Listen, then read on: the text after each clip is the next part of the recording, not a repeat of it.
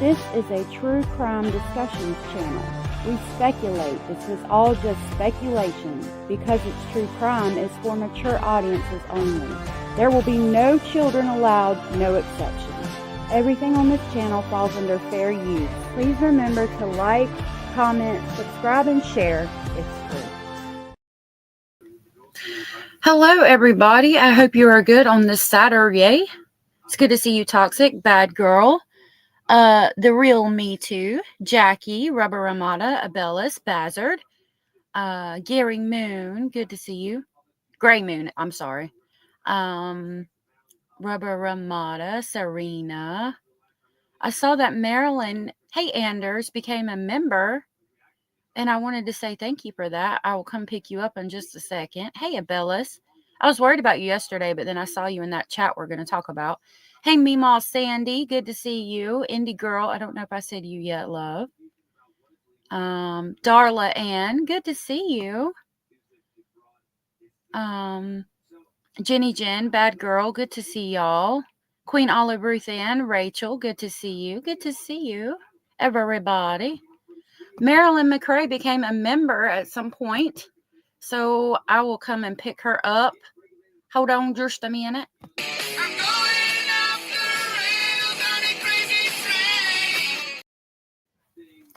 Thank you, Marilyn, for becoming a member. That was so awesome of you. I really appreciate that support.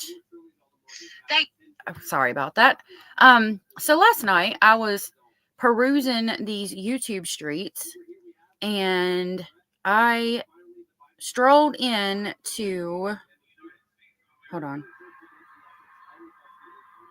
Oh goodness, do I not have it? Okay. I strolled into Alex Ericson's YouTube. Let me grab her link real quick. And Alex Ericson was doing a live stream about a case that I had forgotten about. It's from 2020, and it's finally going to trial. Let me pin her link. I saw Abellis over there. So I wanted to kind of funnel you guys over there to her live stream. Let me pull it up real quick so you guys can learn more about this case. I think this is it. Yep. Okay. I'm going to pull it up real quick so you can see the live stream we were all watching last night. And so I had completely forgotten about this case. Well, evidently she has kept up with it. This is Alex Ericson's page. And right here is the stream she did last night, the case against Evelyn Boswell, trial prep, the WJHL interview, and more, featuring Leave It to Beaver. Oh, that's coming up. Okay. So I'm going to be there. I hope you guys will be there. Leave It to Beaver is the other person we're going to talk about. She gave me permission to use some information from her page. I'm going to basically just use a video to remind you of this case. This right here is the live stream she did last night, and it was really good. I had a really good time hanging out over there. There was a person in her chat that has followed this page and made a YouTube channel and put out a bunch of information on the Evelyn. Oh, no, not today. On the Evelyn Boswell case.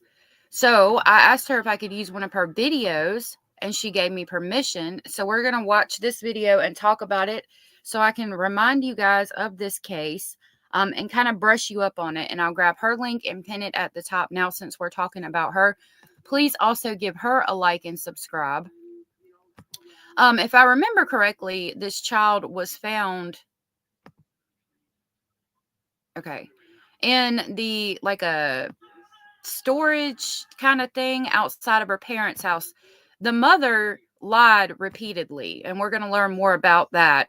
She said that she was pregnant right as she got to jail, all kinds of things. It was just a bunch of madness. So right now, like I said, I found this on Alex Ericson's page. She's pinned at the top. This is Leave It to Beaver. Alex Ericson is doing a YouTube live stream with this person, and they're going to talk about this case. This case is going to trial in about 2 weeks. I am going to try to cover the trial if it's televised. So now we're going to watch and kind of brush up on the case a little bit from Leave It to Beaver, and I will grab her link. Right now, please subscribe to Alex Ericson. When you see the new link pinned, that will be Leave It to Beaver. Please subscribe to her as well, and they are in the description box.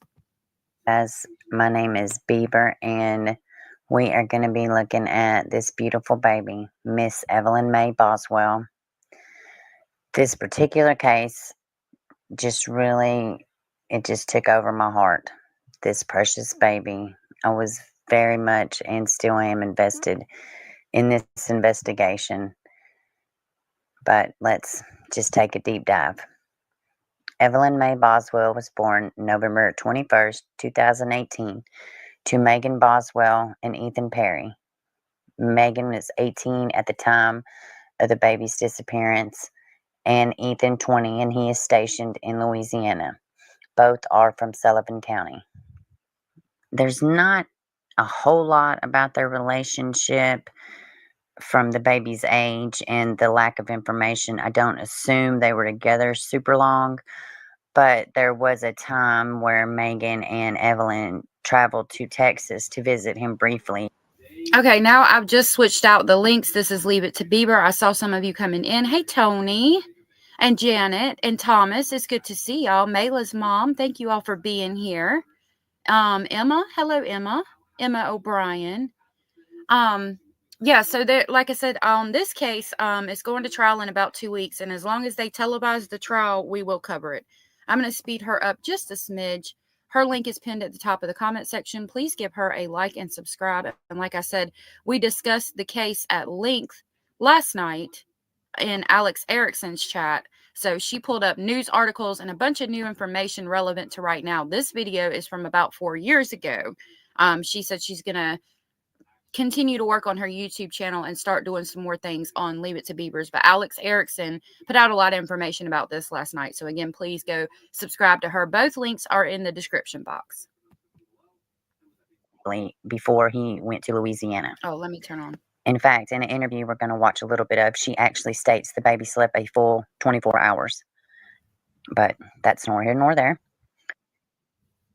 Can somebody please inform me how a child sleeps a whole 24 hours? I have to question. The first thing that comes to my mind is, did we give the baby some Benadryl? Did we put the baby to sleep for a full 24 hours? And I wouldn't normally ask that if it wasn't for the fact that a child slept for a full 24 hours, which is not normal. And when we take a look at the mother in this case, it's really, you know, something else, if I do say so. Hey, MoFlo, good to see you. Sarah says, welcome, beautiful people, both new and returning. Please smash that like button. Get this incredible channel into the algorithm. Sending all the love and good vibes. Thank you so much.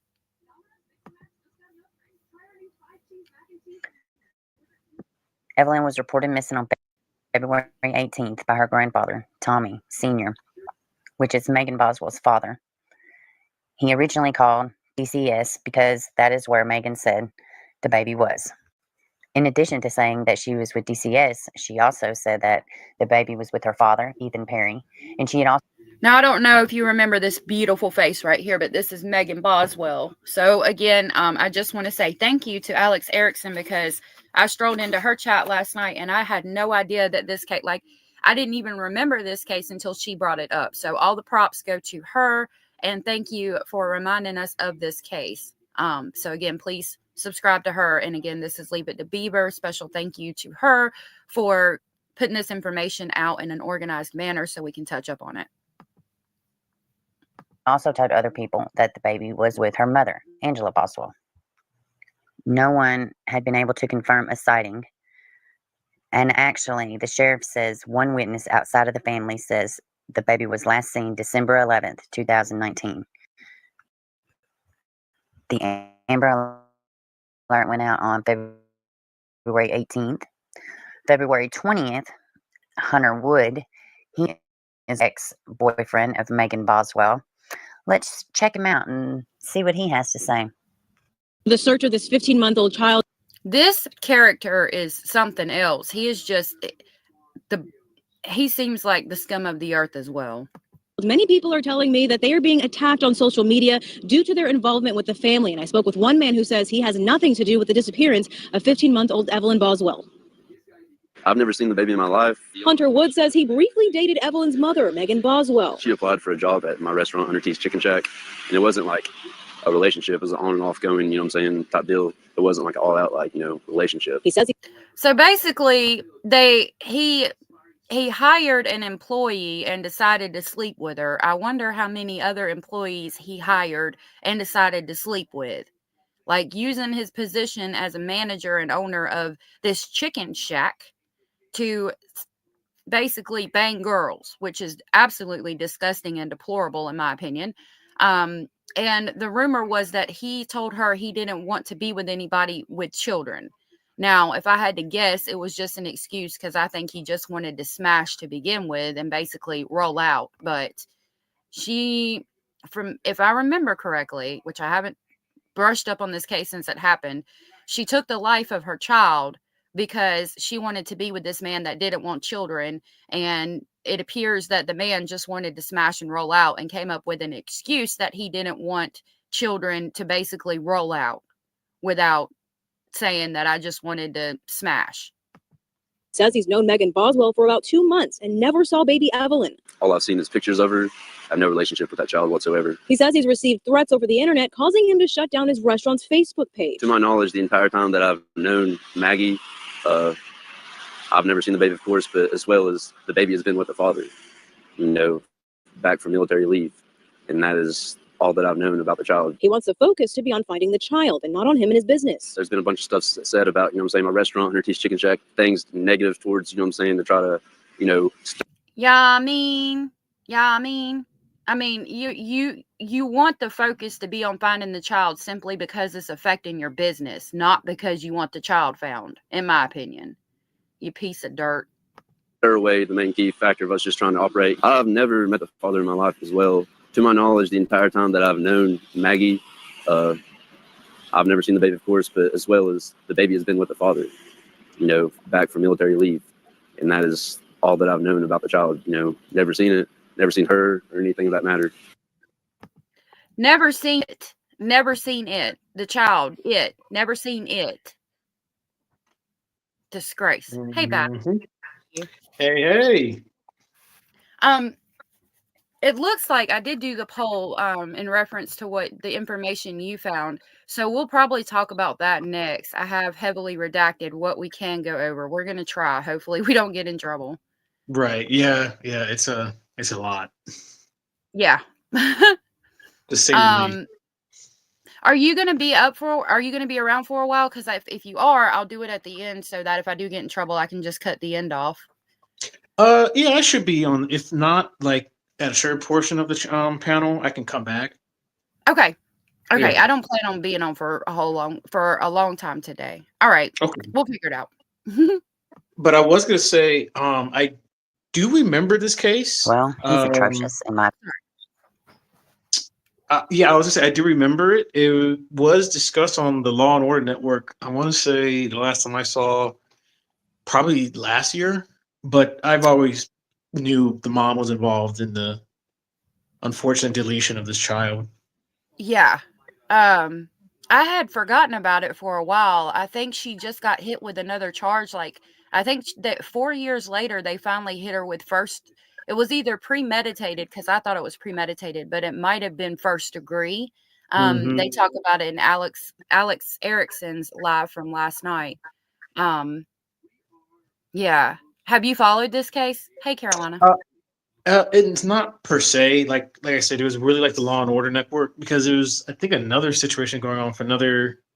I think it was the one that was down here in Georgia. I wanted to say it was the woman that was in some weird cult, and she deleted her child over the cult leader. Yeah, the Chloe Drivers trial. We covered the trial here. Yeah, I remember So that. it was kind of like in that ballpark of like multiple women doing this kind of bullcrap. But yeah, I still remember this case, and just the image of this, poor little girl. She's so precious. Mm-hmm.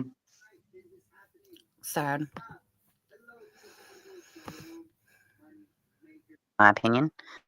So before we get any further, let's just take a visual look at all of the players in this case. We have Mom, Megan Boswell, Ethan Perry, Dad, Angela Boswell, Evelyn's grandma, Tommy Boswell Sr. He is the one who reported her missing. That is Evelyn's grandpa. Hunter Wood, Crazy X, and William McLeod, Angela Boswell's ex. Now, the only reason Ethan is up here on this board is because he is her father, but he is not involved. His family have been cooperative, and they are just really innocent victims in this tragedy. And continued prayers go out for him and his family at the loss they have suffered. But yeah, Angela and William and Hunter and Tommy, they all have criminal records. And now Megan Boswell, which is currently in jail. As a matter of fact, they are all in the same jail currently as of May 29th. That was 4 years ago, but they made a whole family affair of this situation. They made a whole family affair, and the whole family's in jail. That is Lord have mercy. insane. That is insane. Yeah. Wow. Yeah. Now, on February 21st, TBI released a BOLO for a car believed to be occupied by Angela Boswell and William McLeod, and possibly Evelyn. Later on that day, William and Angela were arrested and held on unrelated charges in North Carolina, but no Evelyn. Now, later on the same day, Tommy Boswell Sr., he did a brief interview with the media. Can you comment on that? I don't know what happened, but I'm the one who called DCS and got this started. And why did you call DCS? Because my granddaughter, she never did come back, and I don't know what happened to her. When was the last time you had seen her? Thanksgiving, up to his house for all that Thanksgiving dinner. So you. Hey, Rubber Ramada, it's good to see you, love. Hey, thanks. Me and my daughter, we're going to go over this case. So thank you for doing this. This gives me something to listen to and go over a little bit before I do it. Okay, so if you're gonna do it, let me know when you're gonna do it, and I'll shout you out, and I'll play it. I'll play yours after you go over it. Maybe that'll funnel some people over here. Yeah, I want to learn though. Okay, check out Alex Ericson. She did a good dive on it last night too. I was in there last night with you and Abellis. Oh, were you? I don't remember. I remember Bellis being here. I might not have seen you. It was good, wasn't it? Yeah, it was. It was a real good one. Yeah. Hey, Hunter's Moon. So you hadn't seen her since Thanksgiving? Thanksgiving. I know some reports say that it was like early December, so yours was a lot longer than that. Yeah, it was Thanksgiving. Had you been in communication with them at all? Like, I know you hadn't seen her, but what about talking? No, I hadn't talked to her enough. I stayed busy, and I talked to my ex-wife, and I told her, I said, if Evelyn don't come home, I said, I'm going to do something about it. And she said, you better not do that. You're going to regret this. So the sheriff in Sullivan County says, in regards to William McLeod and Angela Boswell and the car, he says that Megan Boswell was purchasing the car from the owner for Angela Boswell, which makes absolutely Hey, Marshall Dave. no sense to me. But anywho, but payments were never made, per what the owner says. So on February 24th, the grandmother and William appear in court in North Carolina and then return to Tennessee for extradition. Then on February 24th, Megan gives an interview with a local reporter, Ainsley Daniel. Now, the interview is like 11 minutes long. I'm only going to show a little bit of it, not much, but just to give y'all kind of an insight to the mom and how she speaks and how she looks and how she lies. Let's take a listen. She's never been mean ever, which I'm very thankful for. She's just a really good-hearted baby in general. She caught a lot of flack for this because everybody could tell that she was lying. I'm going to put it. Yeah, that's obvious. The laughing. Yeah. It was horrible. Like textbook how you want a baby to be, like has hit every milestone early, you know what I mean? Well, when she was 6 months old, she actually put a bottle on her own and went straight to a sippy cup. She started walking probably around like 10 months. That was kind of hard though, because she's like not like small as in like underfed, you know what I'm saying? But like she was a preemie when she was born. She's like a smaller baby and she kind of had trouble like balancing her weight, but she finally got the hold of it. She's starting to say a lot of words and, you know. Tell me what kind of things she likes to do. What kind of is she? Now, knowing that this woman murdered her child and she's talking about all these wonderful things, I don't understand. I mean, it's like a level of psychopathicness or something to me. Yeah. It's narcissism, ego, and I I mean, I can't, you can't say everyone's a psychopath, but I think we all have maybe a form of it. Same with a sociopath. I think we all have a form of it, but it's something just to go on Right. TV and just like, yeah, I love my baby. Yeah, and to just talk about how amazing she was. No, I mean, and knowing what you've done. Mm. And I don't know. I mean, everybody could tell she was lying. There was no tears, but she is just not even flinching at this moment, talking about all those wonderful Mhm. things about a child she just killed. Mhm. I cannot with these people. Like, is she into any sort of TV shows? Only Baby Shark. We went to Texas to see her dad, Ethan, and she slept the whole way there. Like, I had to make her wake up to eat and stuff like that. And that's like a 24-hour drive there. So let's get into the last time you saw her. Tell me what that time was like and when that was. Well, actually, I want to talk about that. I've told TBI where to find her in Mendota. My mom took her to a campground and a silver camper, and if they don't go tonight, I'm going to go find her myself. Because I've told them, and they're not really, like, taking it seriously, and if they don't go tonight, like, I will go myself and go get her. Tell me about the last time, though, that you saw Evelyn. Tell me what you guys did and when that was. We went to go out to eat, and then my mom came and got her. She was wearing a little hot pink tracksuit with a matching bow, little matching shoes. And was this December 20, like right after Christmas? A little bit before Christmas. My mom, like, you can ask her, is a very vindictive, manipulating person, and she basically, like, threatened me the whole time that she was gone. Do you know who has Evelyn right now?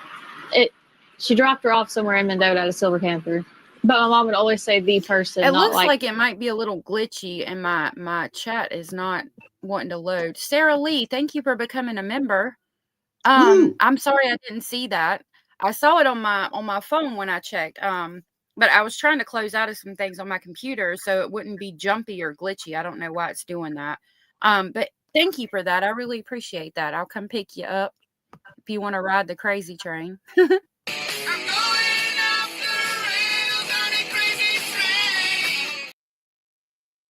Thank you for joining I'm gonna Speculate. drop. I'm gonna drop down. I'm gonna come back up on my computer. I'll be back. Okay, love. See you, Rubber. Carolina said Megan Boswell, she stuffed her beautiful baby girl in a storage container in her father's shed and then blamed her mother. Who does that? An effing monster. Thank you for that. I thought she was like, that was the one where they found her in the storage thing. Hey, Jackie. Ridiculous. Okay, so I closed out all my apps. Hopefully it won't be glitchy again. They're probably still working on that tower, so I'm not sure. Hopefully I fixed it.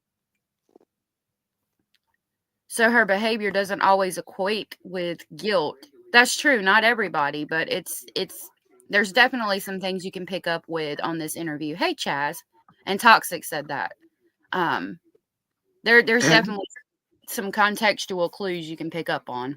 Right. I was gonna say, have you heard of there's a theory out there that I've been seeing some people on the internet talk about where the reason why some parents do this kind of crap is sort of kind of an instinctual thing. They were just going with the whole animal kingdom where since we're mammals, a lot of mammal species do sort of this kind of stuff where they will delete their infants and then either go through the process of mating or they just have another child later on, but they don't delete that child or children.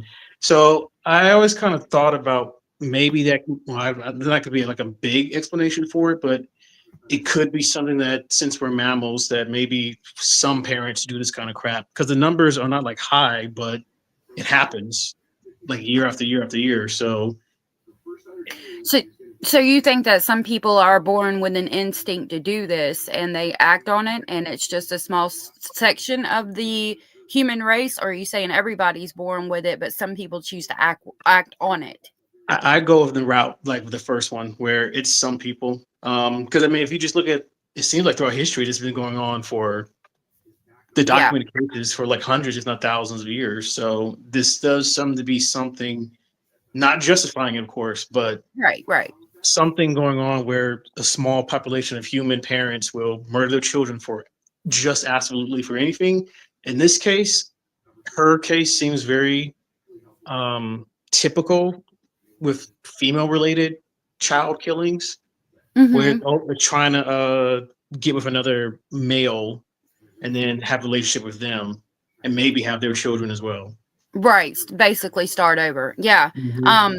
It's happened it's happened, you can document cases probably as far back as there's been cases. I know I can't recall a case off the top of my head, but I know I've read about things in like the 1800s where women would do this. Yes. Mm-hmm.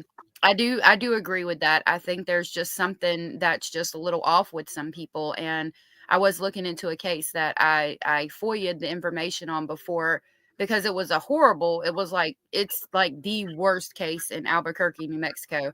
And the mother seemed a little bit off. And so I had wanted to pull information on it, and I was watching the interrogation of her, and there's just a level of depravity. Like, I don't even think that I could put it on YouTube. That was another reason why I was thinking about doing a Patreon. And she's like on the outskirts of like the worst of the worst. Like, she is the worst of the worst, right? So what made her do that as well? Like, what makes these women do that? Like, in her case, I would say, like you said, just trying to basically delete and start over. And why you would do that, you just have no value of human life, especially created human life. Some people, it's interesting. And I like to look at the brain patterns and things of people where they've done research into it. Sarah knows a lot about this. We talk about the psychology of it all sometimes.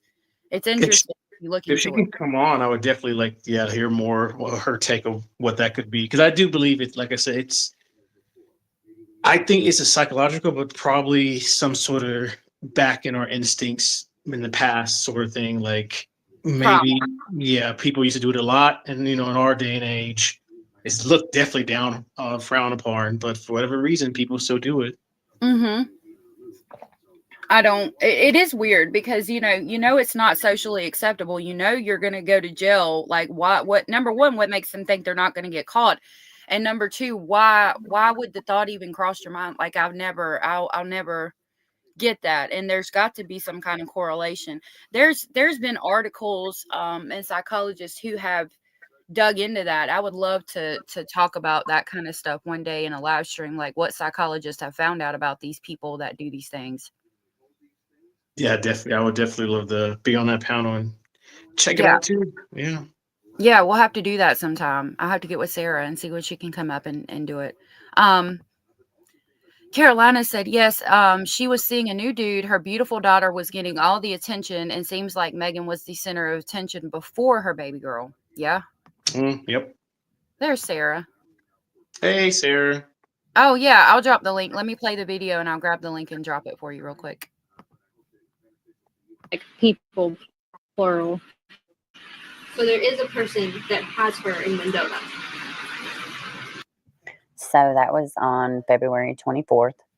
On February 25th, the Department of Children's Services opened an investigation. And later on that day, Megan is arrested on false reporting, $25,000 bond. Now, on February 26th, a tip leads to the home of William McLeod's grandmother in North Carolina. It is a pond. In the search, it turned up inconclusive. They never really did elaborate too much on what inconclusive meant exactly. I took it as they didn't find anything because that's not where the remains were. But the grandmother did do a small interview, and she did mention that William McLeod showed up to her house in the middle of the night, and he was wet. He said that they were at a hotel, him and Angela Boswell, and that the pipes had busted. But he was asking for money, and that's about it on the interaction she had with him that night. But she did also leave a little nugget and said that if he was involved and something happened to the baby, he was capable of doing something or with being involved with something happening to this baby. I just thought that was awesome. So Sarah and Rubber have come up. How are y'all doing today? Hey guys. Hey. Okay. I have a voice, so I'm happy. Sarah's going to school for this kind of stuff. That's why I like to call her up when we're getting into the psychology of it all. I felt summoned. I've been cleaning, and then like I heard Sarah. I'm like, oh, I heard my name. Okay. Yeah, and just to FYI, I know my name is up here as Sheila, and that is my name. And I used to come in chat as Sheila says way back when, and then when I decided to start the Rubber Ramada room, that's when I started using Rubber Ramada. So it's still me, just the name. Okay. Awesome. Thank you. So Sarah, what can you tell us about the psychology of this? I know Rubber Ramada does some things too. Give me one moment. I have to take care of something. I will be right back. I'm not hopping down. I just have to take care of a crisis. Okay. Tell me to pause it when you get back, and I'll pause it. Okay. Odd that the grandmother would say that about him. To me, that is very telling. Then there was a tip that leads to Yadkinsville, North Carolina, where they say this was at a KFC, and one of the servers there say that they believe they saw William, Angela, and Evelyn there together. But I don't believe that turned up anything either. And what's crazy is that, like for me, you know, I got the original Amber Alert, but watching this unfold in real time, and every time they search something or they get a new tip and the media's You can alerted, pause it whenever you're ready. it's like you're living it in real time. Alrighty. So what do you Sorry. know about the psychology of this, that like, you know, the mother's killing their babies? The case I was referencing is the case of Victoria Martin. The other horrible one, but I don't know if anybody knows that case, but it's horrific. If you know that case, then you know why it's so horrific. I'm not gonna Yeah. speak much. I don't know that case, but like there's a couple different options that I can think of. Like if my boyfriend just said postpartum psychosis, which is more rare than postpartum depression. It's basically the postpartum depression on steroids, where you pretty much lose your mind. You know what I mean? You start seeing things, hearing things. It's almost like you're having delusions, you're paranoid. It's almost like, I guess I can almost compare it to schizophrenia almost, where you're not with reality. Like you start thinking that like the kids are against you, and you know everybody around you is against you, and you know it's a very like hard form of postpartum depression. So a lot of women go through that, you know, and it's a hard thing to deal with. But like with postpartum depression, some women have trouble bonding with the baby, you know, like, or they're overly afraid of things happening to the baby. Like there's a couple different, but the one you hear a lot of is like the bonding thing. So like the postpartum psychosis could be something, or like Bazard was thinking as far as like the primal stuff. It could, I mean, I think it's rare because like as humans, we've evolved as a species to not do those things, but like in the wild with other mammals, like, you know, I think if they do it, it's more of like there's something wrong with the baby. Like they know it's not going to survive. Like it's born with birth defects, and the mom just instinctually knows, like, you know, we're in the wild, we need to protect ourselves. This baby's not going to survive, you know. But as humans, we have resources, you know. Yeah, that would remind me of like with Basil, I had to save him from where you're talking about that this baby's not going to survive. The rabbits do that instinctually. Oh yeah. Rabbits Oh yeah, like survive, they'll try to eat him. That's how I got Basil when he was 6 hours old because the mom was trying to eat him. Wow. Poor Basil. You saved up baby's mouth now. Yeah. But like there's a lot of different things. Like she could have had like mental issues before she got pregnant. And a lot of times, you know, unfortunately, you know, hormones are insane when you're pregnant, and after pregnancy they go insane again, you know, and a lot of women experience, you know, even just a depression, you know, because your body's not going to get back to the way it was. I mean, most of us, you know, I know mine didn't.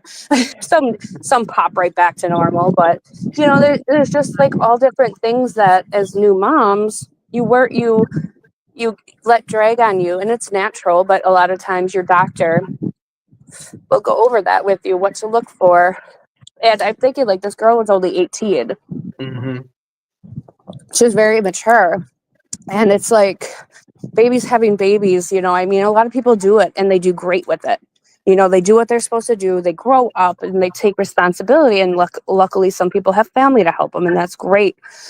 You know, but some people aren't ready to grow up yet and have that responsibility. They want to have the adult fun to produce the baby, but they don't want to have the responsibility of the baby.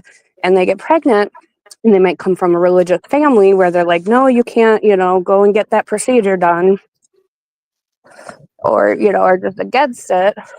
So they're forced to have this baby, so to speak, you know. It could be a lot of different things, and it's really sad that people, you know, some people do this, you know, awful thing. And it's just, you know, I think there's a lot of psychological issues going on there that have to do with her being so young, you know, maybe not ready to grow up, and, you know, just seeing it as an easy out, which just sounds horrible because a lot of us are parents, or, you know, have young people that we love very, very much. And it's just, you can't imagine ever doing that. But some people just don't have that, you know, sometimes people just are detached kind of thing. You know, we talk about, you know, psychopaths or sociopaths, antisocial personality disorder, where it's like, they don't have those, they don't understand like regular human emotions. They have to like mimic them, so to speak. I know I'm kind of going on a tangent right now. No, you're No. It makes sense. This kind of stuff fascinates the crap out of me, because like, she was really, in that one interview we just looked at, she was really upbeat and, oh, I'm gonna go find her myself. And it's like, well, no, you're not, because you know where she is. You know, you did something horrible. And it's like, there's so many like factors that could have led to that. And that's what I think, you know, the courts have to look at, you know, like, she's probably going to, you know, be found guilty if she, you know, if she's going to trial, because she obviously did this. If there's enough evidence, like, I don't know the case that well, because it's been a minute.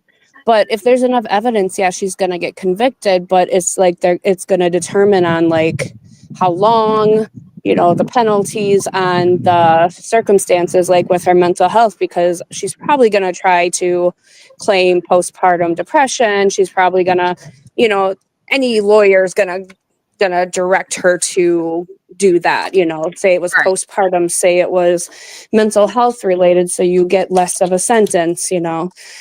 So it all depends what route they decide to go, you know. And like I said, her age is going to be a big factor, because as we know, the frontal lobe does not fully form until we're 25, and that is where our decisions come from, our impulses, our, you know, emotional responses and stuff. So it's one of those really difficult circumstances.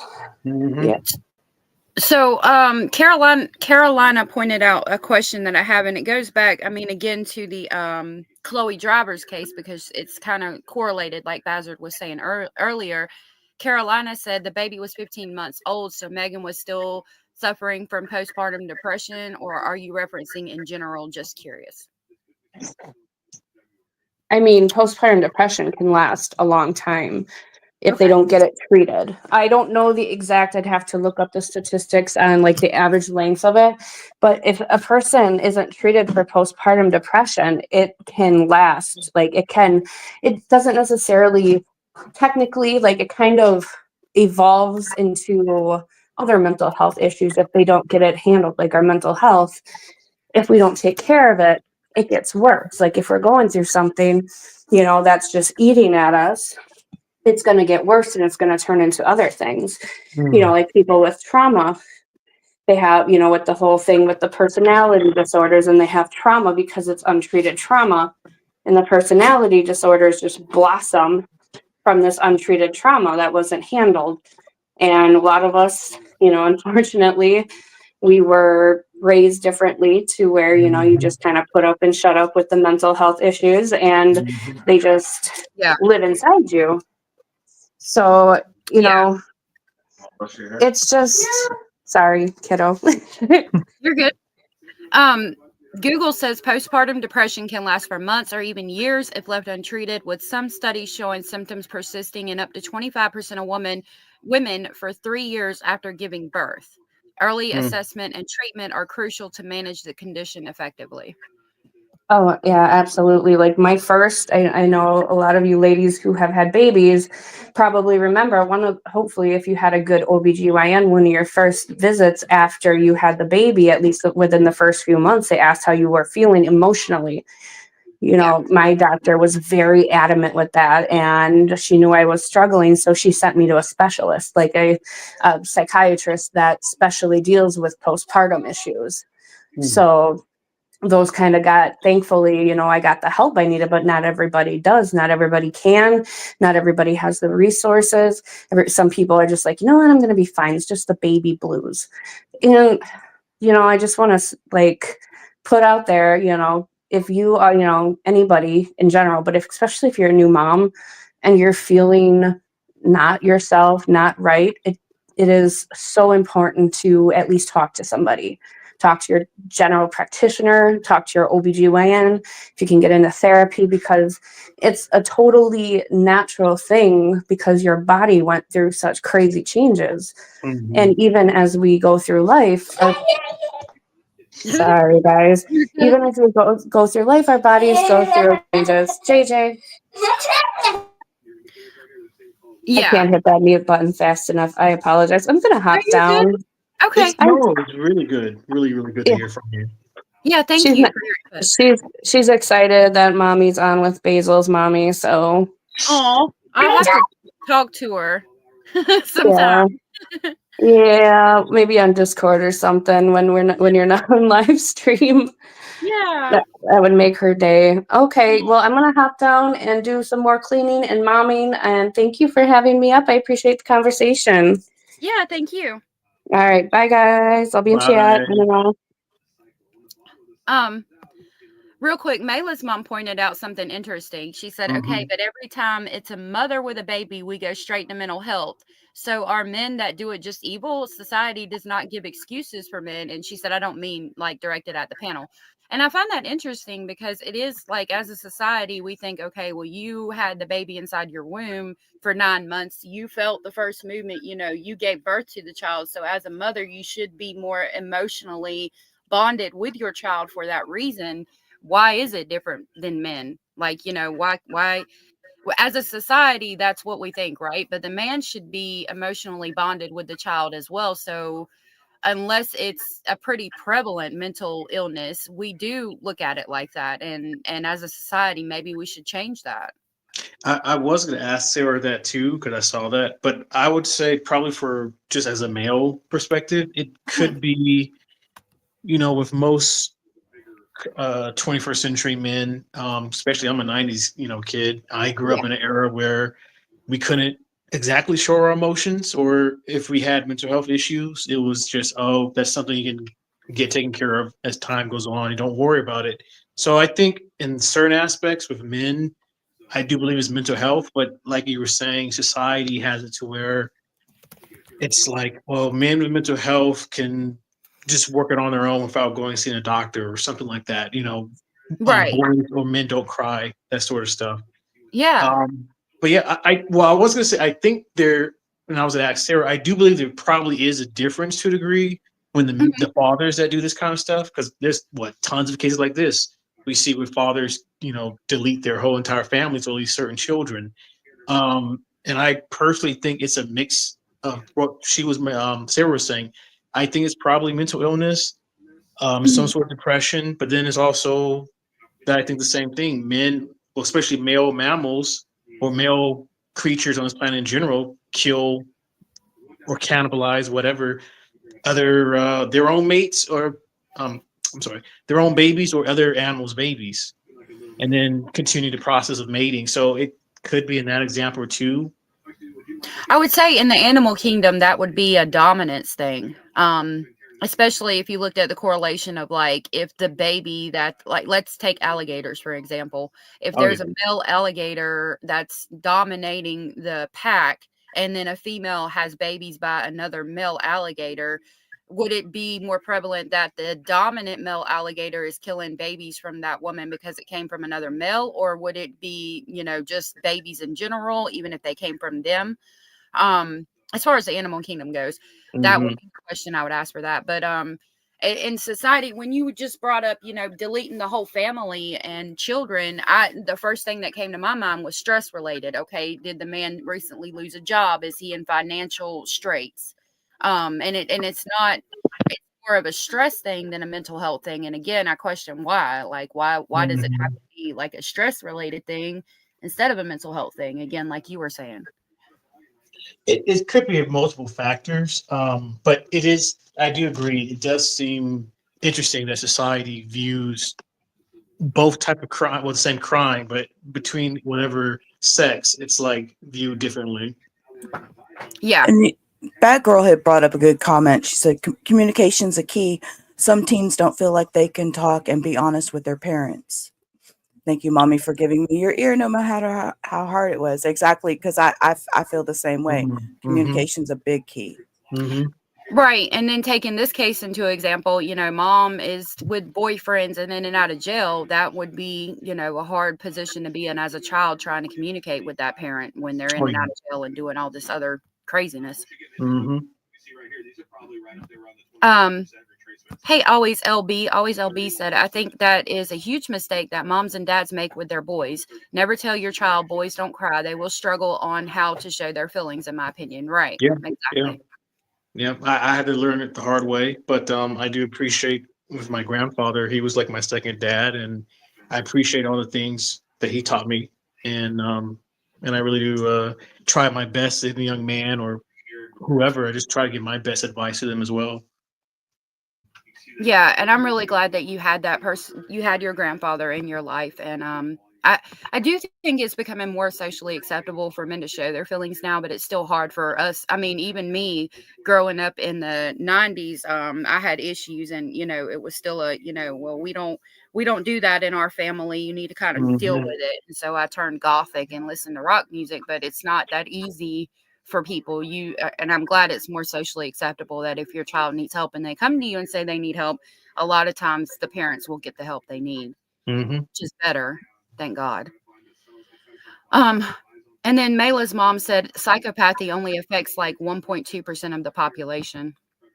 So yeah, then I would go back to, I mean, it's hard to think that at this age of the child, there would be some kind of postpartum depression or a correlation of that. But after the Chloe Drivers case, where the Colt case, baby murder thing, I think it is happening. And I don't know. I mean, again, I would need to look at the correlation between how much it happened in the 1800s to today to see if it's getting worse. And that would tell me if being more acceptable and being able to talk about our feelings is making it better, if it's a correlation or if it's just something like that, I just every time I look at that picture, I just can't see myself harming a child. It's like, why? Right. It's really sickening. Yeah, it's hard for people that are logical to understand the actions of an illogical person, right? Yeah. Oh, again, this is from Leave It to Bieber. Her link is at the top of the chat box. Please give her a like and subscribe.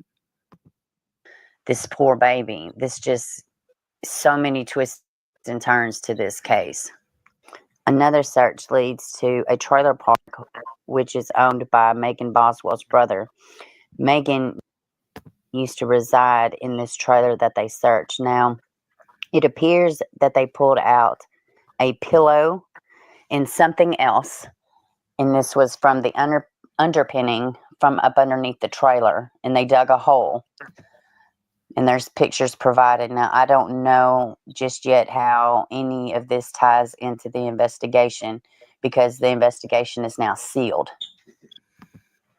Now, the residents at the time that they searched this property, they said they had been there for a few months. on February 28th, Angela Boswell bonds out of jail and has to wear an ankle monitor. And she has a brief interaction with the reporters outside the courthouse when she's leaving. Let's take. Now this again is from 4 years ago, but she's talking about going over this stuff again since the case is finally going to trial. There is more up-to-date information on Alex Ericson's live from last night. Please go check her out as well. A little look. Angela, when was the last time you seen Evelyn? Where's Evelyn? Do you know where Evelyn is, Angela? When was the last time you saw her? Hands off at me, back up. When's the last time you Where's saw Evelyn? Do you know where she is? Is she alive? When was the last time you talked to Megan? Have you been able to speak to Megan at all? I mean, it seems to me like she would make a plea for her grandbaby, like she can't be bothered with her missing grandchild. Just an observation.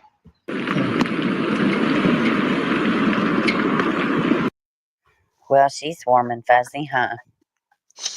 So on March 4th, William McLeod bonds out of jail, which brings us to March 6th, when the remains of sweet baby Evelyn were found.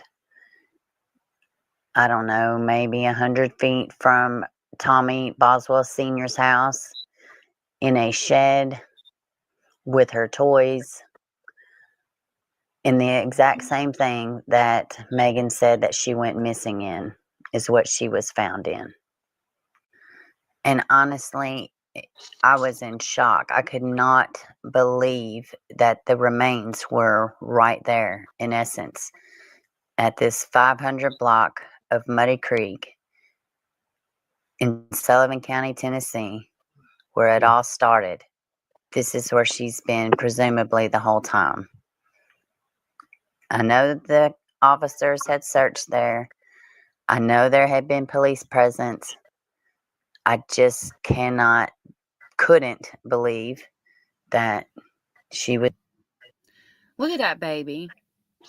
And I can believe that she was like in a storage container. So if she's in think about one of them big old Tupperware things that you put your clothes in for the summer or winter when you're changing stuff out. If she was in one of those in the storage unit, they wouldn't have thought anything of it until, when they did find her. What were you going to say, love? Oh no, it's a tough one. Yeah, this is a hard one.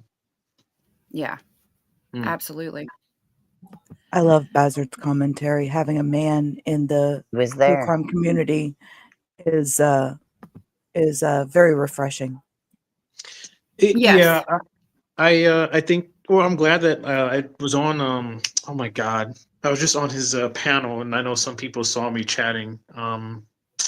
The black gentleman, I can't think of his name right now. The former cop. Strategic Guys. Yes, I was just on this panel earlier before you came on, and yeah, I like that there's more men that definitely are getting more into this, and but yeah, this one, I don't know, something about the kids ones, they always hit me because it's just really hard to see something like this, and but I'm glad that maybe it's from my background, not seeing men showing emotion in any of my life, and being able to hear the emotion coming from a man is very touching to me. I guess I don't know how else to explain that. Oh, I get it. Yeah, no. I've always just been a very caring person. Like in my line of work, I do travel nursing, and I take care of people that could be in their last final days on this earth, or they're still here, and I just make sure they're taken care of. So just always been me. That's really commendable. It's beautiful. I've done the same thing. Being there for somebody's last few breaths is a very commendable thing. Yeah.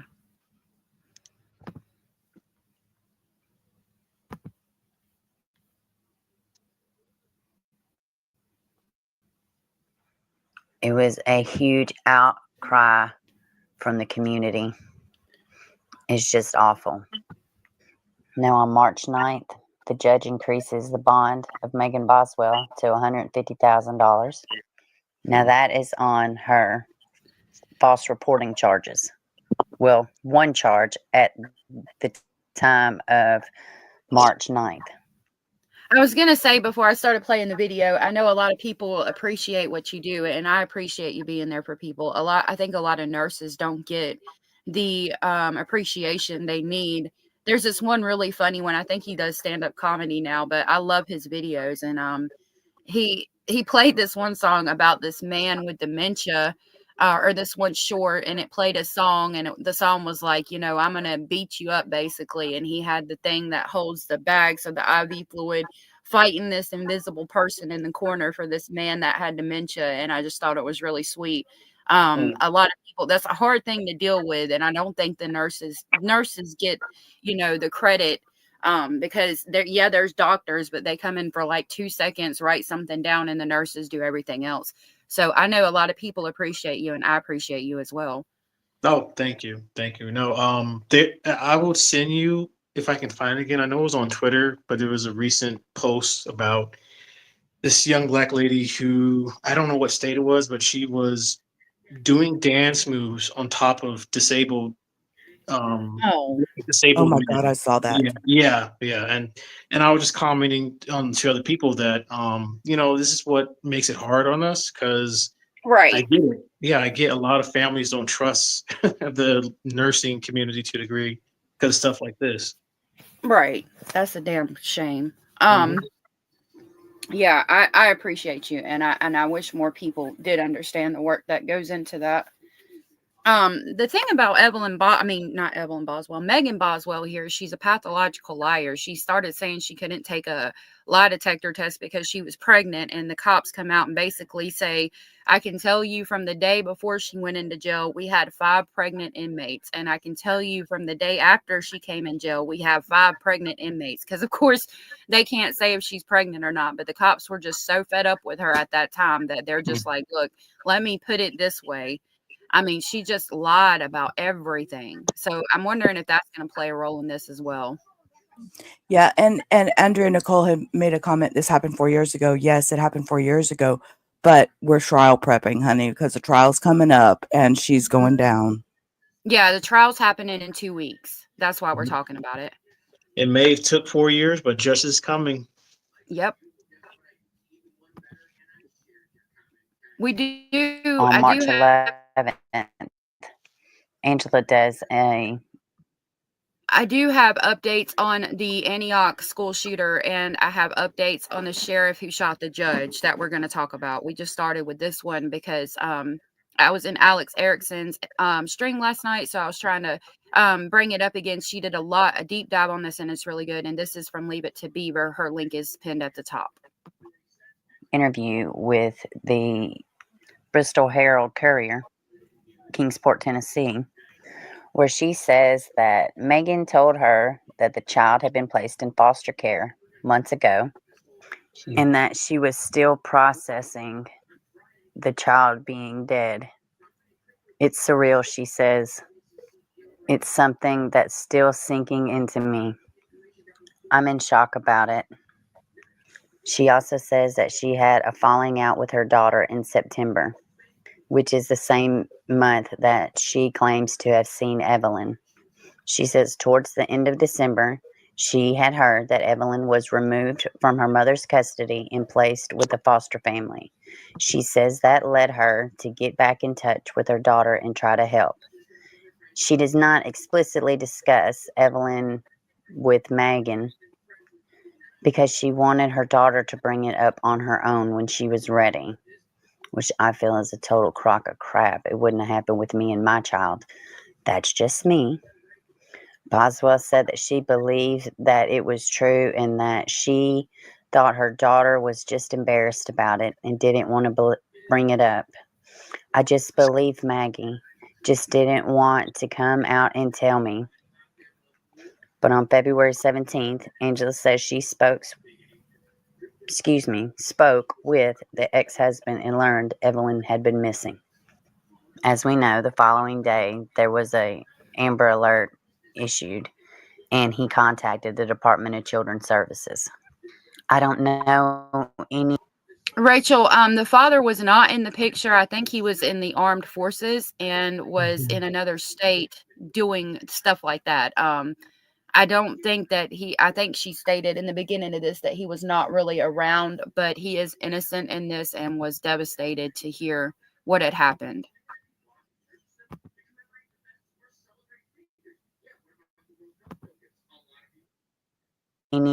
More than anybody else, she says. I'm waiting on the autopsy just like everybody else. She also says she does not believe that her daughter is capable of harming Evelyn and that she doesn't believe any other family member is involved either. She says her relationship with Megan is close, but she added that she did not get to see her granddaughter as often as she would have liked. The times I did get to see Eve, I loved her and enjoyed being with her. She also says that her daughter mended their issues earlier this year and saw each other on a regular basis again starting in January. She says Megan was living with her boyfriend, Hunter Wood. You know, Hunter Wood, the one that says that he just slept with her a few times and they weren't serious, the one that she worked for, that Hunter Wood. She says on February 19th, Megan reached out and says that her boyfriend did not want her. So I didn't know that they supposedly lived together. I don't know if they did. It could be another lie she told, but that's interesting. Mm-hmm. Staying there any longer. Angela Boswell then says that her boyfriend, William McLeod, picked up Megan from a Shell gas station in Bristol, Virginia, and says she was stressed out about the investigation. She said they went for a drive to help her daughter calm down and later drop her off at the sheriff's office. She also says that she was avoiding the sheriff's office because she believed she had a violation probation from a past case, Boswell says. She also says that McLeod spent the night February 19th in Bristol and traveled to Wilkes County, North Carolina, where she said McLeod is originally from.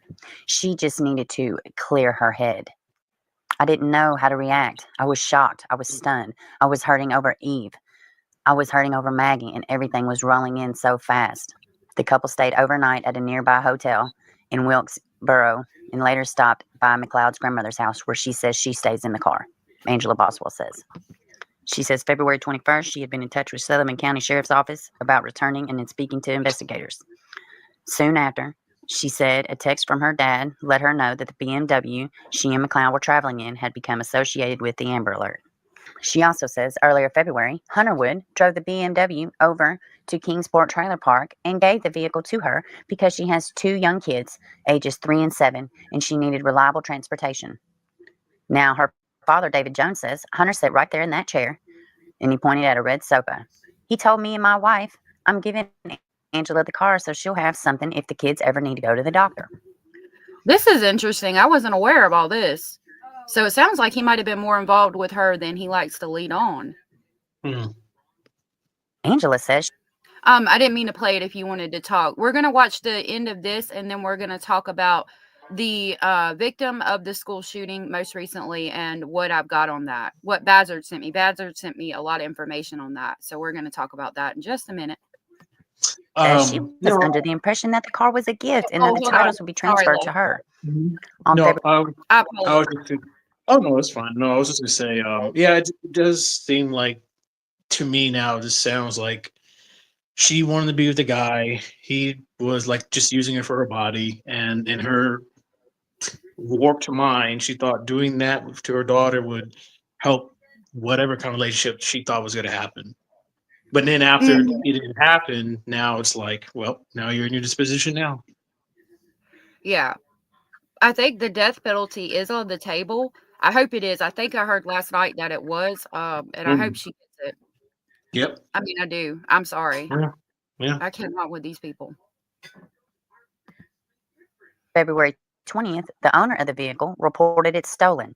The affidavit says Megan Boswell was purchasing the vehicle for Angela, but no money was ever paid. Angela Boswell says she was also surprised by the car theft charge and that she never spoke about the vehicle with its owner, Melissa Wood. While Angela acknowledges that some people may think she was fleeing town when she went to North Carolina, she says it was part of how she processes stressful situations. I was worried to death about Eve, Boswell said. My heart was broke, aching to a point that my mind wasn't working right. But people don't realize that. Well, I realize it. She was probably on a drug run. Who knows what she was doing? But she wasn't looking for her grandbaby. That's what I know. No doubt. She says what Megan says about them going to Mendota is not true, and she doesn't have any ties to Mendota.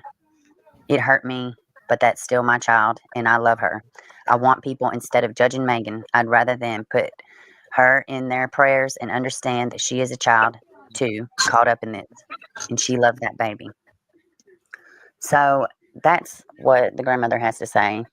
And honestly, it's May 2020. There have been charges against Megan for false accusations. They have a person of interest. And really, that's about it. There have been several arrests for Angela and William, theft.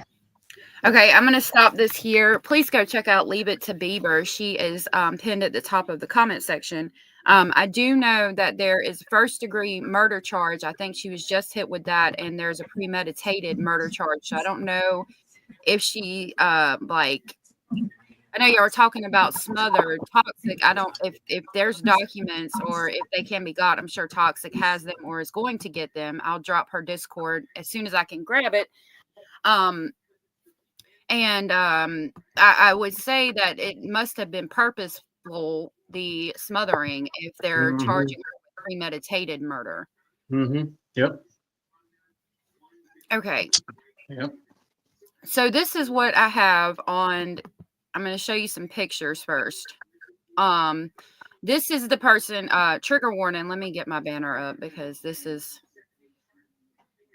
very triggering. So this is the Antioch school shooter. Okay. I'll show you a couple pictures that I can show, and we'll read some documents that Bazard found on him.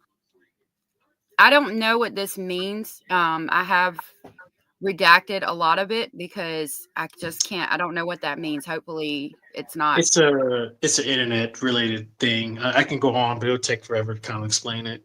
But it's images that are used in 4chan. If anyone knows what 4chan is, or at least heard of it, so they'll use these images to mock certain people or certain ideas.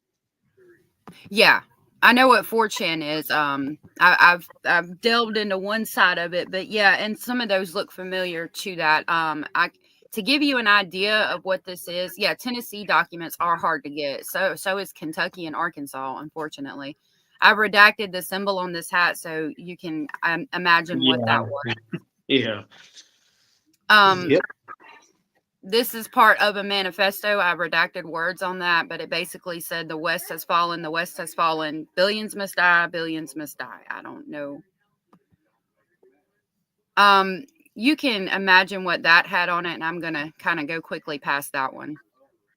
So this one states, I'm going to read it to you with the redacted parts that I'm going to read it to you redacted. I'm going to try to put this out on Patreon or something so you can get an idea of what it said, but it's very redacted. He says his name. He said he was born in a 2007 middle-class family. His ancestors were enslaved about 25 miles from where I fled from grad school to the north to avoid racism. They fled the same path from Oxford to North Argitha to New England after slavery. Duke was the most something I've ever experienced. And within the philosophy department, I encountered this stuff that should not have been tolerated in the century. The cracker advisor will let our people starve if he notices them looking at Ukrainian blonde women too closely. The ghost of Emmett Till knows what the F I'm talking about. I'm trying to give you an idea of some of his ideology, and Bazard, if you want to jump in, let me know. Yeah. So I won't say his name, but from what I've got, just looking over the link from the full, but it was like edited at least manifesto. He definitely came off as someone that I do believe that had clear signs of mental health illness. Yes. But he also was delving into certain things that people would call the alt-right, but which includes either white supremacy, other racial kind of stuff. But he was also into other weird aspects and things too. And I do believe that he was trolling in a sense. There's a trend now that some people are noticing where certain mass deleters are using things from other previous deleters, either comments or like this thing that he did where he wrote down like questions to himself, like why he did this and all this other kind of crap. It's a trolling sort of meme thing that people now believe they're doing. And the next one, unfortunately, there'll probably be another shooting. They'll probably do the same aspect. And then people are just wondering, is something going on where a lot of these young men, but you had the cases with the the girl that did the high school shooting last year, and then the Nashville church shooting with the transgender woman, that something is happening to where a lot of these young people are feeling that they have to commit these crimes to get recognition, but also at the same time, they're writing stuff that almost doesn't make sense. Yeah, going into the writing stuff that doesn't make sense. Let me try to go back this way so I don't have to go up over that one. Yeah. This writing stuff that doesn't make sense, like he just referenced. I'm going to read this to you. It says, "No lives matter." It says, "I'm ashamed to be African." And then he talks about, for anyone who wants to call me, oh, I didn't see that word, whitewash, basically. So you kind of get an idea through this that like he's it appears that he is uncomfortable in his own skin.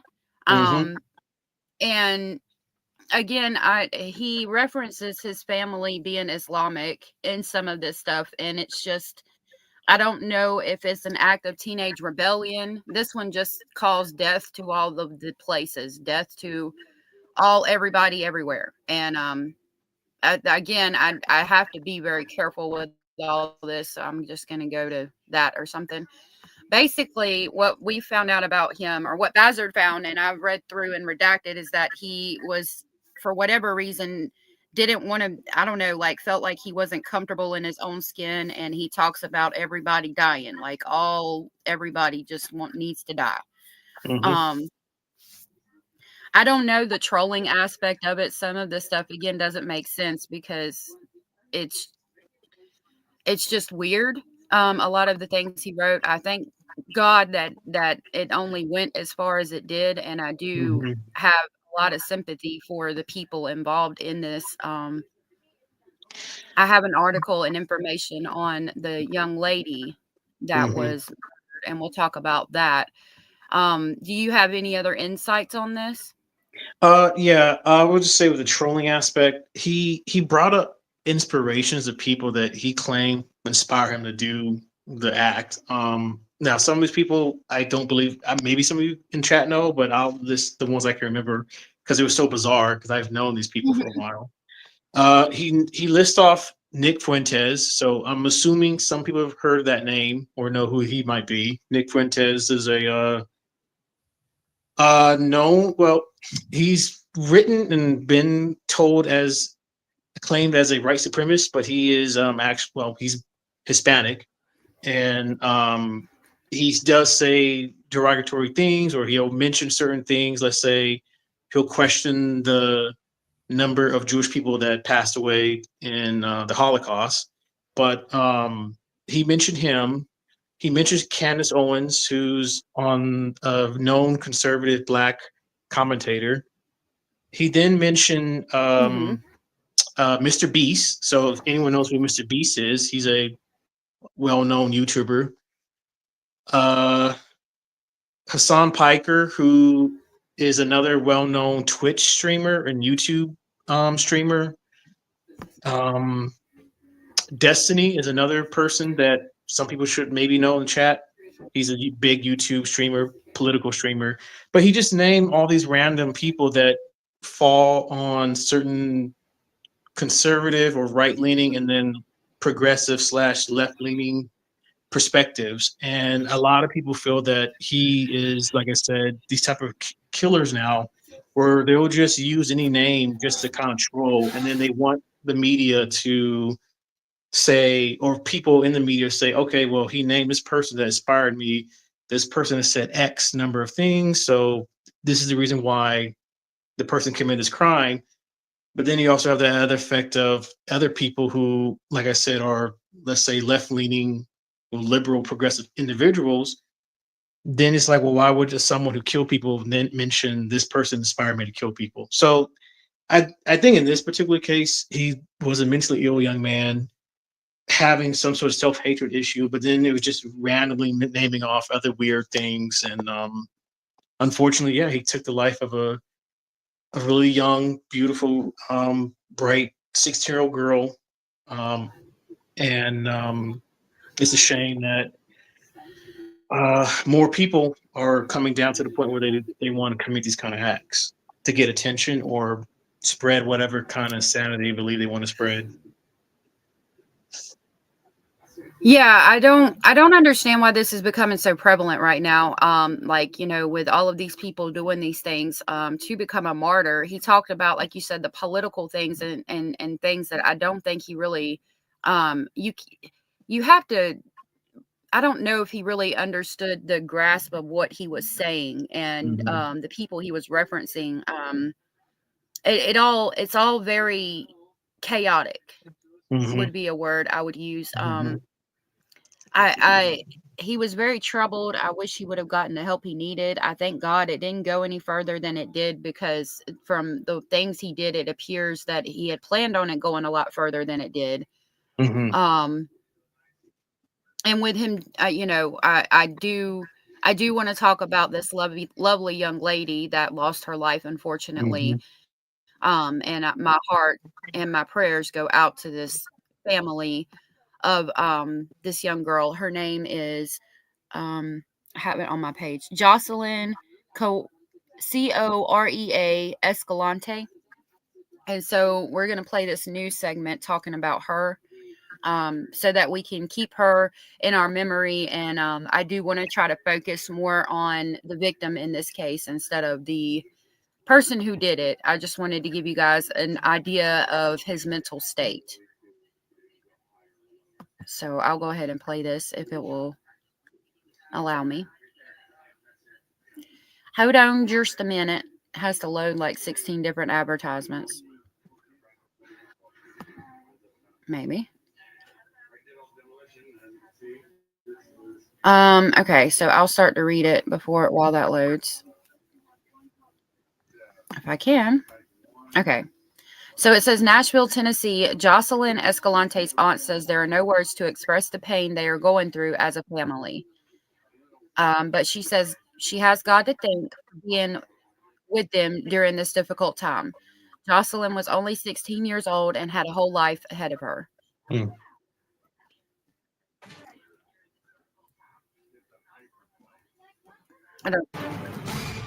We continue our team coverage tonight as we start to learn more about that teenage girl who died in the shooting.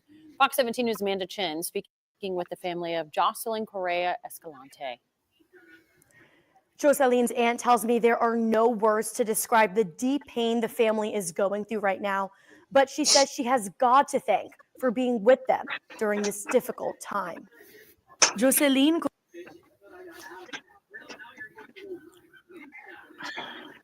Hold on. I'm going to back it up a little bit so it'll load better, hopefully. Jocelyn. Nope. I'm telling technology. Thought it might. I don't know what's going on, if they're doing some kind of update or what, but difficult time. It's really weird. Jocelyn. Yeah. Let me try to make it small screen and see if it works better. I apologize. I don't know if it's my StreamYard or what's going on. Yeah, I was having trouble with StreamYard yesterday when I was playing around. Yeah, when they load all these ads, my computer does not like it. Okay. I'll pause that for a second and continue reading while that decides if it's going to load. There's a picture of her when she turned 16. It says, Jocelyn Escalante's aunt says there are no words to express the pain they are going through as a family after yesterday's tragedy at Antioch High School. But she says she has God to thank for being with them during this time. Jocelyn was only 16 years old and had a whole life ahead of her. She was like a daughter since she was an infant.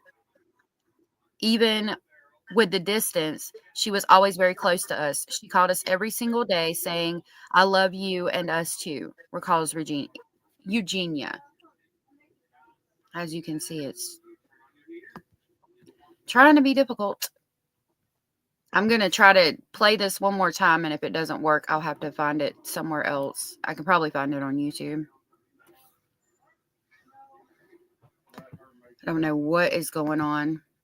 It's Saturday, so like, yeah, let me try to find this on YouTube real quick, and we'll talk about the judge and the sheriff as well. Hold on just a minute. Yeah, I was gonna say it's probably the technology. It's a blessing and a curse. Yeah, at the same time.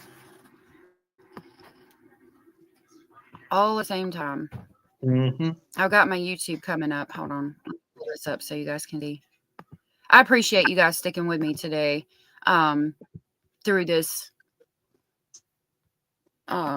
mess that's going on my computer right now. Let me close out all of my things. I was going to also say one thing. I do believe that Yeah. whenever we have these Thank you. shootings, it's always like people want to get down and split between politics, like, oh, it's left leaning and right leaning. But, you know, to me, in the end, it just comes down to a lot of these young, usually, of course, young men. But like you said, like I said, you had the high school girl that just did a shooting last month, and then the transgendered man that committed the shooting, the church shooting last year too. And it's like, I think it just comes down to a lot of these are just young, troubled people that have mental health issues for whatever reason. They think this is their way of getting some form of attention or getting revenge on society.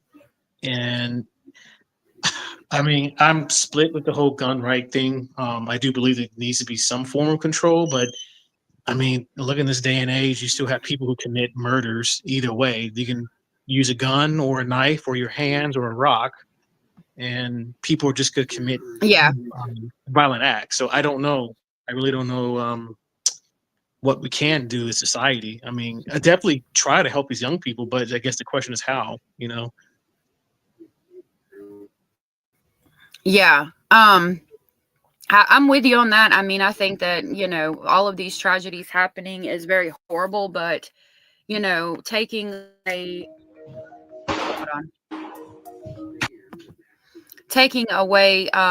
you know, firearms and things, I don't think is going to help the situation, because people are going to do things however they do things. You know, regardless, I think, again, it's more of a mental health issue than, you know, a weapons issue, personally. Mm-hmm. Okay, same. so Sorry. I should be able. You're good. Go ahead. Oh no, I was just coughing. I agree. I dropped a link in the back. That's just Okay. that is about just the family talking about Video her. verified by Hold on. CNN. Sorry, babe. Okay, thank you. Okay, I'll check it out. Yeah, I just copied it now. This is that footage that we pulled up the other day. It's going to be graphic, so I just want to warn you. Mm-hmm. Shows the moments a shooting took place at Antioch High School in Nashville, Tennessee. A 17-year-old male student armed with a pistol opened fire in the school cafeteria at 11:09 a.m., a police spokesperson said. One female student was killed and another student suffered a graze wound to the arm. A third student sustained a facial injury but was not shot. The shooter killed himself, the spokesperson said.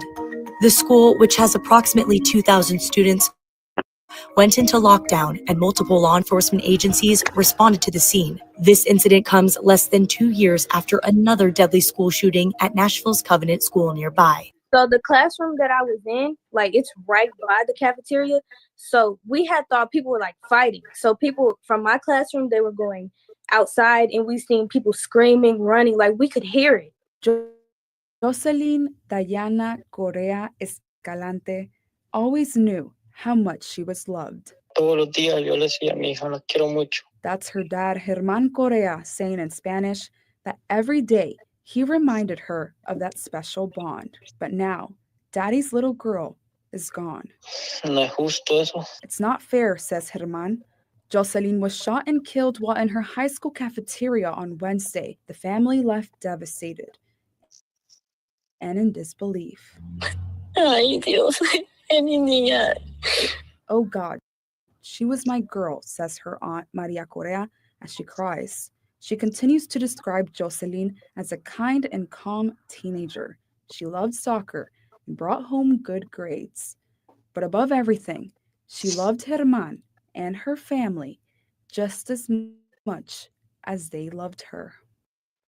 He was a monster, just killing people. Absolute heartbreak at Antioch High School. Metro Police say that 17-year-old Solomon Henderson arrived with a plan.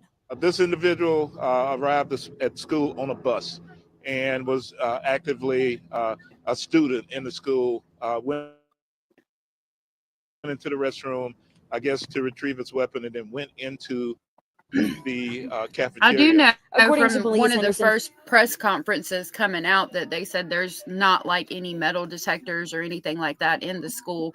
And some things that were pulled from one of my mods said that he came in on the bus, entered through the cafeteria, and basically opened fire. I don't, again, I'll never understand why they do these things. I mean, we all thought the world was going to end if we lost a relationship as a teenager. Your hormones are just going crazy and you think everything, you don't even understand what life is yet. And, I don't know. It's just hard because there's no reason for it. And I feel like it could be avoided, but how? Like, if you see the signs, obviously get the help for your child, but how do you know? It's hard to distinguish between, children just going through some things or, they're going to do something like this because you don't know until it happens. Again, I think that we could help by making sure all of our firearms have the trigger locks on them. And there's absolutely no way the child could get to the firearm unless you're going to go use it with them. I mean, that's my advice on that. I mean, there's ways that it could be avoided. I think we need to practice that. I have been hearing the idea of making. I'm a nerd, and I'm a huge RoboCop and Judge Dredd fan. And in that universe, or those two universes, they have it to where the guns are modified DNA wise to said user. So, I mean, I've heard that being advocated that they want something like that to where whoever is the gun owner, their DNA pattern or whatever is the only way that weapon can be activated, which I feel like that would probably help reduce, certain type of crimes. But knowing how we live in this world today, that can get hacked or whatever. But I think it would be a good idea if it could work. I mean, I think that it's a really good idea as well, because we've got cars that drive themselves. Why can't we do that with the firearms? Why can't we make it where it has to read to your DNA, the owner's DNA, in order for it to be operated? I think that's a great idea. I like that idea too. I mean, and that would, I never thought about it, but I do like that idea. right, that would help with criminals selling firearms on the street and things, and then you get the ghost guns that are, the guns that you buy off the street for like $300. Well, there would be no reason to sell a gun like that because if it's not aligned with your DNA, then you can't even use it. So it would help with crime as well. That's a great idea. Yeah. So, I mean, that's something that I've heard a lot of gun advocates and politicians advocating to a degree. But that's something that's, out of our control. Sorry.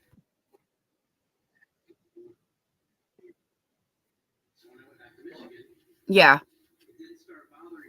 I think that's something that should be looked into. I really do. And thank you for that, Bazard. Marilyn McCrae said, impossible to use anyone's phone without their passcode. Yeah. Passcode could be figured out by a child, but I don't know. Yeah. I think that's a great idea, what Bazard suggested with the DNA. Hey, Susie Q, or always LB, sorry. Several shots from a pistol, and those bullets hit 2 students. 16-year-old Jocelyn Correa in the cafeteria, striking her, and then before pulling the weapon on himself. team making sure that there were no other shooters. 2 other students were also taken to the hospital. We did do 4 transports, all of them going to Vanderbilt. Then other assessments were done, of course, with student and staff when it was needed. The impact going beyond those inside the cafeteria when the gunfire erupted. The violent first response here once again highlights how important our community of collaboration is. These are city leaders, grief counselors, and students all attempting to heal after a horrific shooting at Antioch High School. I witnessed it all. The shooting 18-year-old Candace Huff says she'll never forget. Saw the guy shoot himself, saw him on the ground. I was in the line, stuck with my friend. Students Wednesday morning in the school cafeteria and then shot himself. It was insane. It was crazy. I'm lost for words. A nightmare, Huff says she just can't seem to wake up from. Right now, it's eating me up on the inside, and I can't close my eyes without seeing him laying on the floor. So she came to a healing vigil in Hamilton United Methodist Church to not only hear from Nashville Mayor Freddie O'Connell. In this space, my hope is that being together, moving into tomorrow together, resolve to do better. I really appreciate them offering, a place for everybody to kind of come and deal with things, and try to, cope as a community.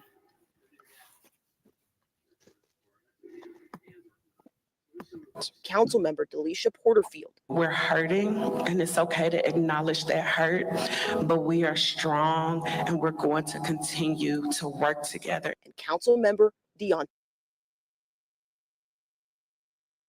Harrell. This should not be something that we have to worry about.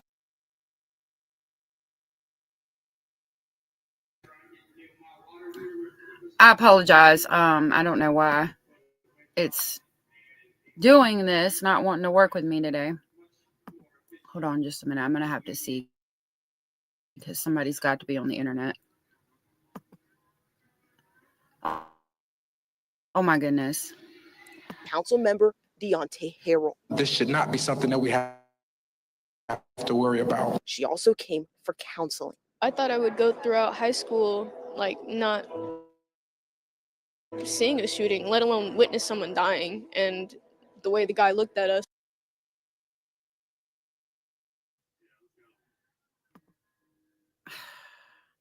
Okay. Well, it's not, because this should not be something that we have to worry about. Okay. Y'all, I don't Do you want to drop the link in the back chat and I'll play I'm it? probably gonna have to. I'm gonna. No, they're checking right now to see if they're still on. I'm gonna see if I can get it to reload real quick and go back to where we were at. If not, I'll have to stop for the day, but it seems to be doing better now. So maybe they got whatever it was off the internet. It's doing a lot better now. So hopefully In this space, my hope is that we'll be okay. Thank you though for the offer. I do appreciate that. Maybe. Try to make it small screen again. being together, moving What are you doing?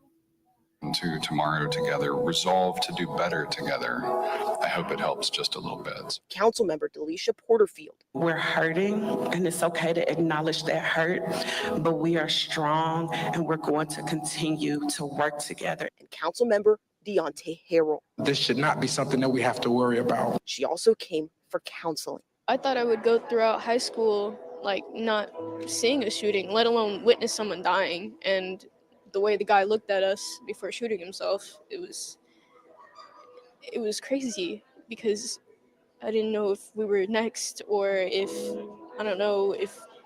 I just didn't know. Police say they've identified the shooter in a deadly school shooting in That is so hard. And for all those students in there that witnessed that, my heart goes out to them. I could not imagine seeing something like that, especially as a child, and even at 18, she's still a child. Bless their little That's hearts. so I mean, bad. to have I'm to so sorry for experience them. that. It's horrendous. In Tennessee, 17-year-old Solomon Henderson is accused of opening fire in the cafeteria of a Nashville high school yesterday. He shot and killed 16-year-old Jocelyn Escalante and wounded another student before he turned the gun on himself. Fearing for their Hold lives, on. students Oh, no, it barricaded didn't go themselves back. in classrooms. We was all running, and so I tried to help people who was falling on the ground. We had the method where you put a chair inside the door where you lock it down. The worst fears for a parent, period. Worrying if their kid is alive or, dead. Overnight, police searched the home of the shooter, and so far there's no word on what a motive might have been. What we know thus far is that we had a male student that was 17 years old that rode the bus this morning to Antioch High School. During the course of the morning, this individual made his way to the cafeteria where he then confronted a 16-year-old that we identified as a female Hispanic student, fired, striking her. She is deceased. There is another male 17-year-old young man that was wounded with a graze wound, and he has been treated at Vanderbilt and released. The shooter was 17 years old. He entered into the striking her, and then before pulling the weapon on himself. From that point, So somebody was on the internet, and again, I apologize about the crappy streaming earlier because it appears to be better now that I've said something. I do want to say that it sounds like he did try to take the lives of more people, and then he fired twice. One unfortunately killing this beautiful child, and the other one grazing somebody, and then he took his own life. So if I had to guess about his mental state, he had all intentions of doing this thing, and he tried it and kind of gave up on it. Like, thank God he stopped after firing what it appears to be twice and then shot himself. Mhm. So, I mean, again, it just sounds to me like he's caught up in a world of things he didn't understand, and a lot of emotion and hormonal changes going on that made him hate himself, and he just, acted on things that he shouldn't have acted on. Yeah. Almost lost my voice. Yeah, it's like I said, I don't know what's caught. I mean, I think I do believe there are certain factors that might contribute to why a lot of young men usually are shooters, and then now these cases of young women or other individuals that are committing these crimes. I think it's just maybe certain aspects of mental health issues in their family or themselves. Probably some of these people were maybe abused or bullied, and then I also think a lot of them just feel like they have no point in existing in our society. Yeah. That's something I've noticed too. So a lot of them feel like there's no point in living in, not just in America, but just in the world in general. They feel that the world is decaying, as that's the best way I can describe it, and they just feel that they'd rather go out in a blaze of glory in that case. Yeah, that's a good point to bring up. All the talk of like all the crap going on in the world today, and they do feel like it's ending. It could be a correlation. I've always wondered, and I've asked several times in our streams, the correlation between like why is this happening now? I think the first school shooting took place by a female. I've seen pictures of her. She had red hair, Yes. beautiful. Yes. Yep. And it was in the 50s or 60s, maybe even late 40s. It was way back. And then that took place, and then I think the next one was Columbine, which is when I was in school. So that was what, 2000s, maybe late 90s, 2000s. And now you have like one right after another. What has happened? Is it a correlation between video games? Is there a correlation between, the news? Like it's everybody can, does it have to do with social media and them getting on YouTube or 4chan or all of these places and just talking and getting all built up on ideas with the trolling and things? Or like, what is And the correlation? Is there a correlation? is there the infamousy of it all? Yeah. Well, the interesting But thing I read. Mhm.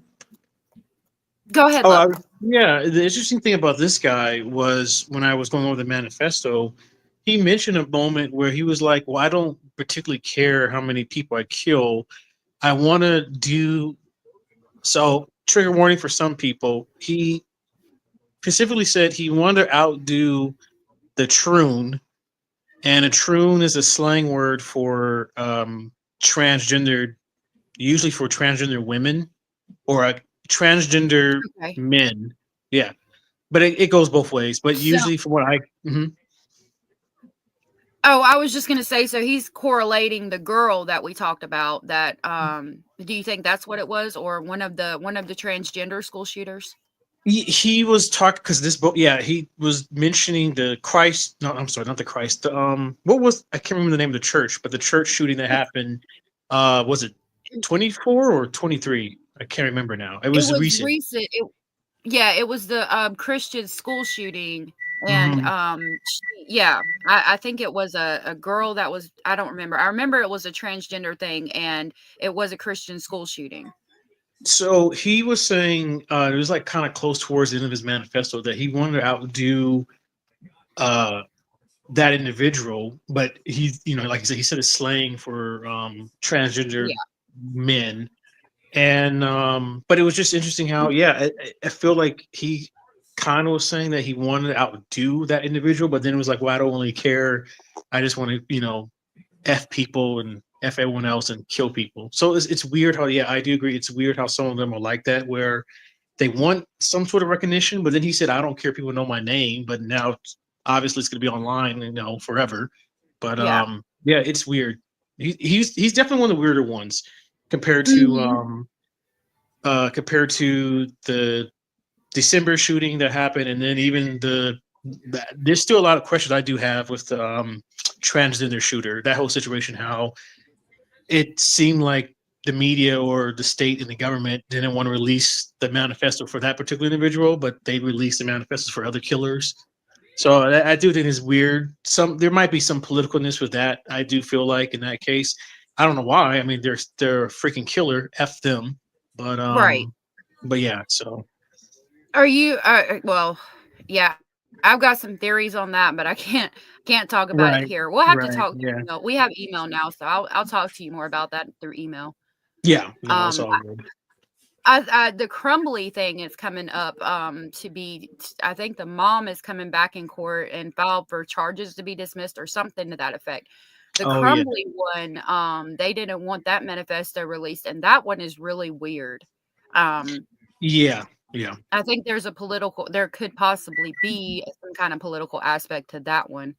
Um, but yeah, I'll have to see what we can talk about on here. Maybe we can talk about that one day. Oh yeah, sure.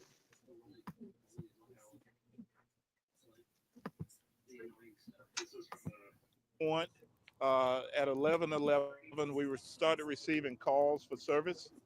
Officers responded and found the male shooter deceased in the cafeteria. We've been working with our state and federal partners on the identification and notifications of all. From that point, our SWAT team began systematic searches throughout the entire school to make sure there weren't any more victims or shooters within the school. We did not find any more. Since that time, we have started a family assistance center where we've worked very closely with Metro Schools. The Family Safety Center is right behind us at the Ascension Medical Center.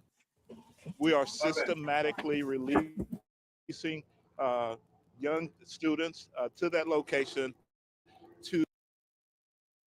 to be connected it back, overload the parents or the school system so that we could get everyone back connected. It's still very much ongoing as to a motive. We're looking into that. There are some materials on the internet that we're looking at that's under the investigation of the initial stages, but we'll continue to follow up on that. We've had a great partnership with Metro Schools, great communication with the fire department, with TBI, FBI, and ATF. And we'll continue the investigation, which will go into the wee hours of the morning.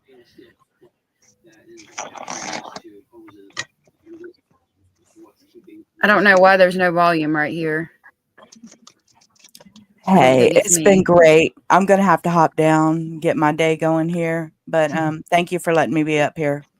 Okay. Awesome to see you, Yeah, Lover. no problem. I appreciate you coming up and giving us your. All right. I'll see y'all later. Bye. Okay, thanks. Yeah, the end of that, I don't know where the volume went. I don't know if it's their video or me, but I am going to try to do this. We do have one more thing to talk about with the Kentucky judge that shot the sheriff.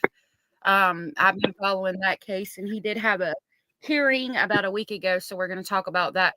I saw your comment, Abellis. I'm thinking because I did submit a FOIA on the Victoria Martins case, and that case, I mean, I remembered the case when I saw the first couple of seconds from the interrogation that's been released on body cam footage, or somebody pulled the interrogation and released it on YouTube. Okay.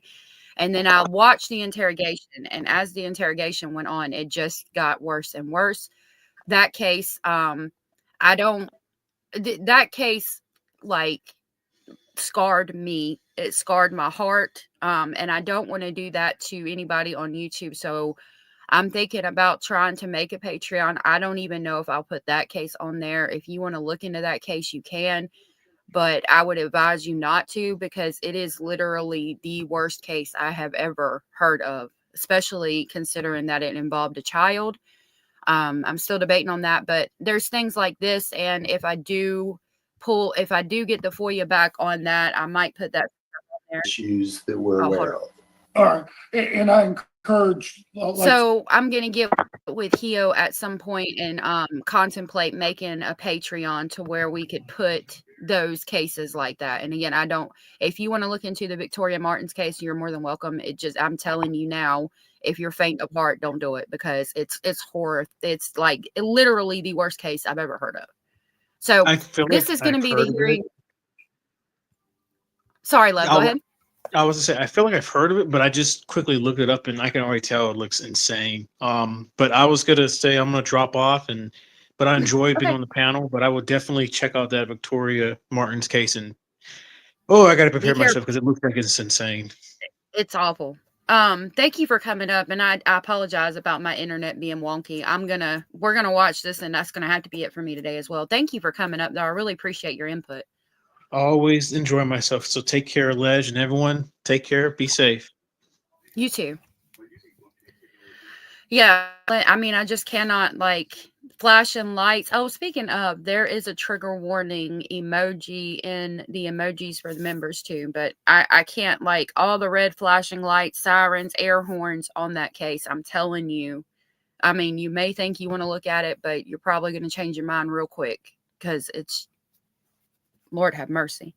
Hey, gorgeous George. All right, again, this is going to be the Kentucky sheriff. His hearing as far as shooting Judge Mullins. Sorry, it was Mickey Stines was the sheriff.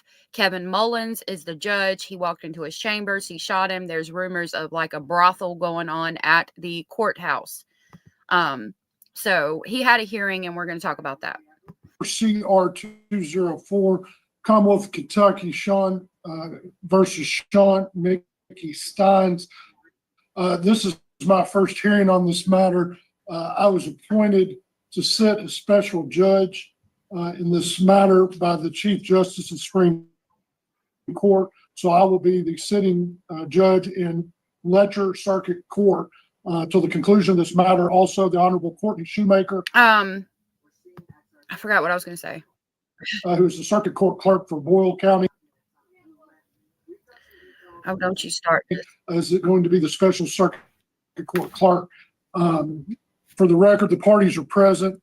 Jackie Steele is the Commonwealth's attorney in this matter. I wanted to set this first status hearing. I know we'll probably. So you did just see Mickey Stines there sitting with his attorneys through the video camera. He has pled not guilty, even though we have him on camera walking in and taking the judge out. This is linked in the description box if you would like to watch this without my commentary. Probably have a few of these just to kind of go through a few matters to make sure we're going to proceed efficiently during the pendency of this action. Mr. Steele, can you first give me kind of an update as far as proceeding with discovery and kind of what you think a reasonable timeline is for discovery completion on this case? First, Judge, let me clarify. Ramsey Dallin with the Attorney General's office, also attorney handling the matter. She had a conflict with other scheduling issues today. I see Mr. Koch in our Attorney General's office on special prosecutions. Ramsey has really been taking care of the discovery. I know we have made discovery. I think 2 weeks ago we made another. Now, this one I have tried to pull information on. I printed out the FOIA, but I can't even, if you're not a resident of Kentucky, they won't let you pull information on Kentucky. The same thing goes for Tennessee and Arkansas. I do have some family in Arkansas, but again, it's hard because like you have to submit your ID and show that you are a resident of that state. So I have trouble pulling information from those states. I am working on it. If anybody lives in Kentucky and maybe could help me with this, I would be willing to compensate you. Not much, but you know what I could. So if anybody can pull any information on this, I would be forever grateful. And that's what I have on it so far. I'm trying to find the discovery, but I can't get it as of right now.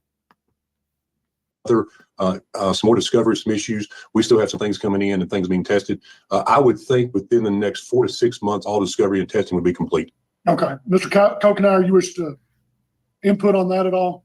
Or anything you can update us on? No, Your Honor. Jackie is correct. That sounds correct. And Ramsey, when she gets back next week, she's out of the state this week, but we'll have a better idea at that time. All right. Your Honor. Go ahead. If I may, Your Honor, I also failed to mention Mr. Jim Cox, who is co-counsel. Now, we have done live streams on this case. There is Mr. Stines, the sheriff who shot the judge.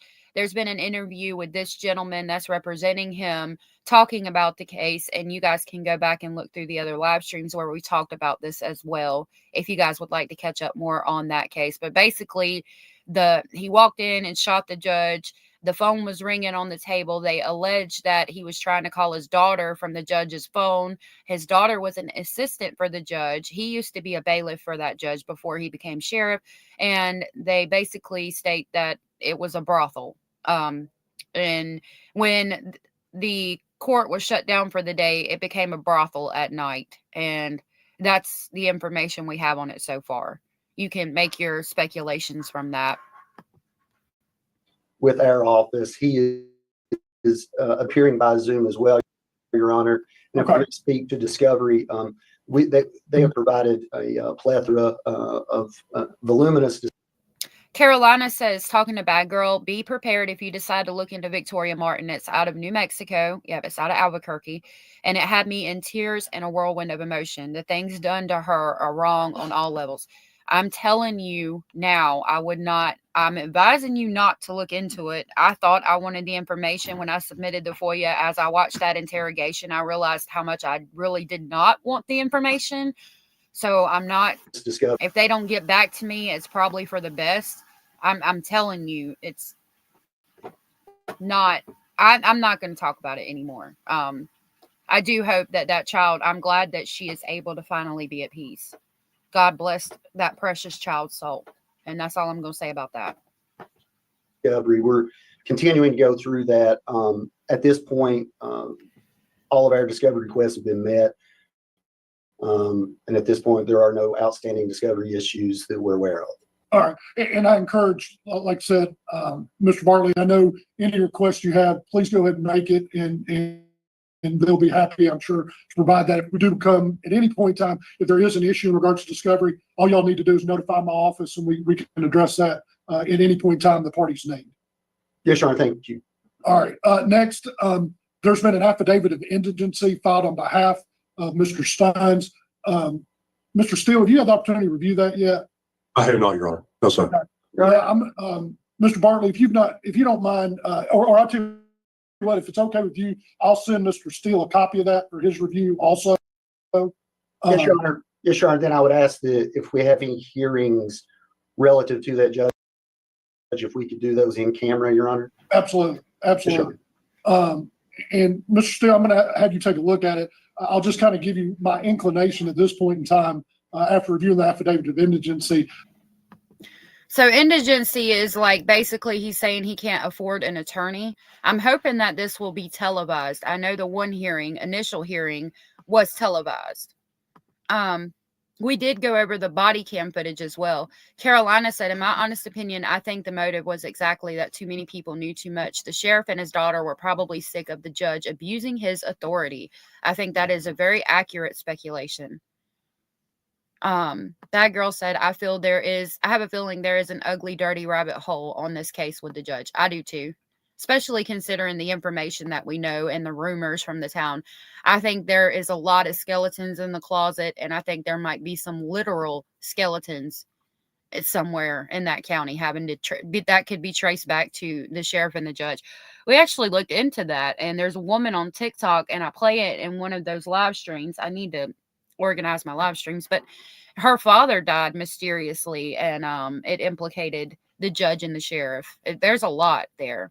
Hey, Sunflower May, thank you for being there, being here.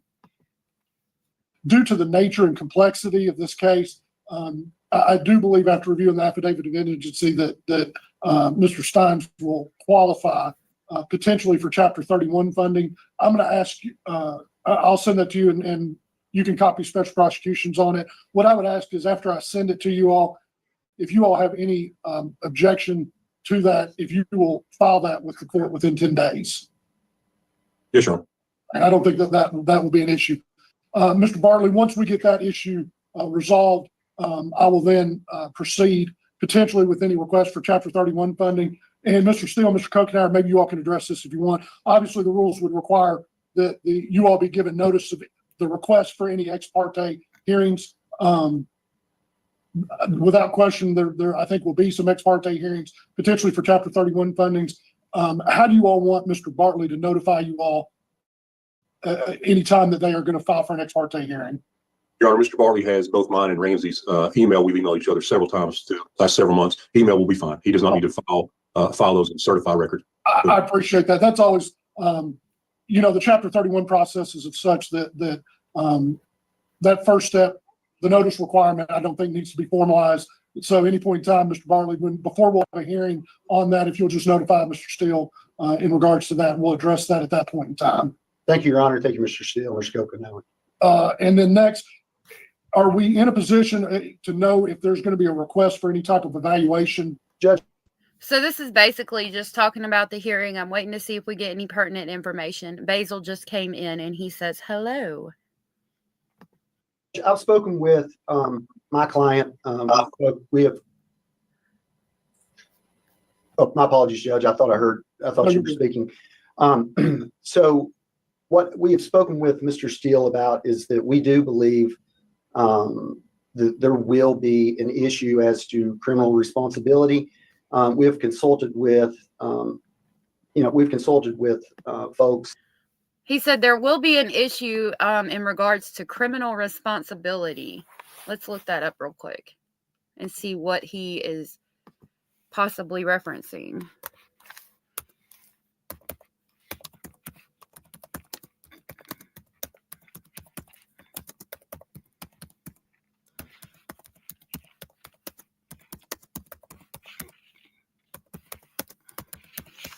So I just entered definition. Oh my gosh.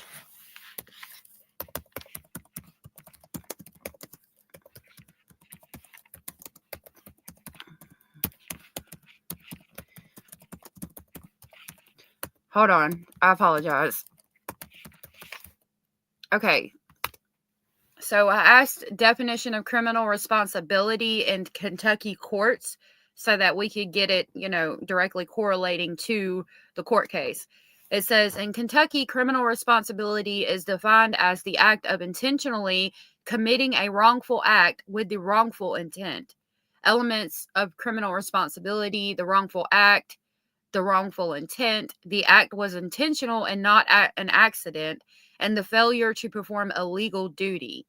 Defenses to criminal responsibility: the defendant would be an insanity defense or reasonable doubt. So this is what I would think correlates specifically to Judge Stines, because it's his attorney stating this. So it says insanity defense: the defendant's mental state at the time of the crime prevented them from being held responsible, or reasonable doubt: the jury is not convinced beyond a reasonable doubt that the defendant is guilty. I would definitely say they're going to go with the insanity. The defendant's mental state at the time of the crime prevented them from being held responsible. And it says laws require outpatient evaluations for competency and criminal responsibility assessments. Evaluations can be conducted in person or via video conference. So we've heard in this case before them reference his mental state at the time, basically stating that he committed this crime when he was in a heightened state of mind. He was not in his right state of mind when he committed the crime. We know that they did say, he showed signs of paranoia when he was being taken to jail, and we saw that in the body cam footage. He said they were trying to kidnap his wife and child. So I definitely think they're going to go with that for sure.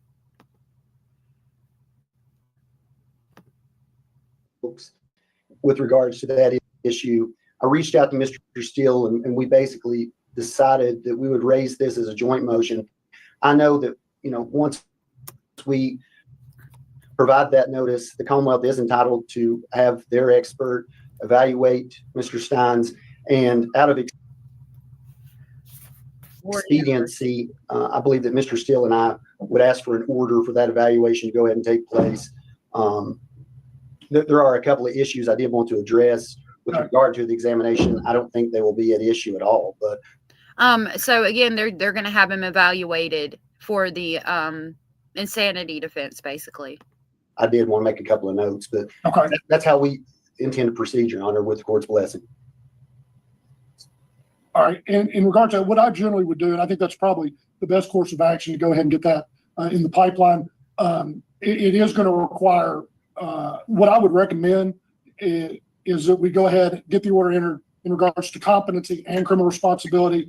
I might as well go ahead and that address, since we're going to be doing that, versus we've seen it sometimes be piecemealed, and I don't want to delay the proceedings if we would have to go back and redo that. I know KCPC will initially do a video interview of him initially, and then we'll notify, which is now required by law, and then they will then notify the court if a inpatient evaluation would be required. Your Honor, so and I understand the court's position, and certainly we do not raise the issue as to competency, but I understand the court and the expediency of going ahead and examining that. I understand that, but I did want to make clear that our notice only concerned the criminal responsibility, Your Honor. But the other issue that I wanted to make sure. Let's see real quick what criminal responsibility in Kentucky courts means. So let me share this. What does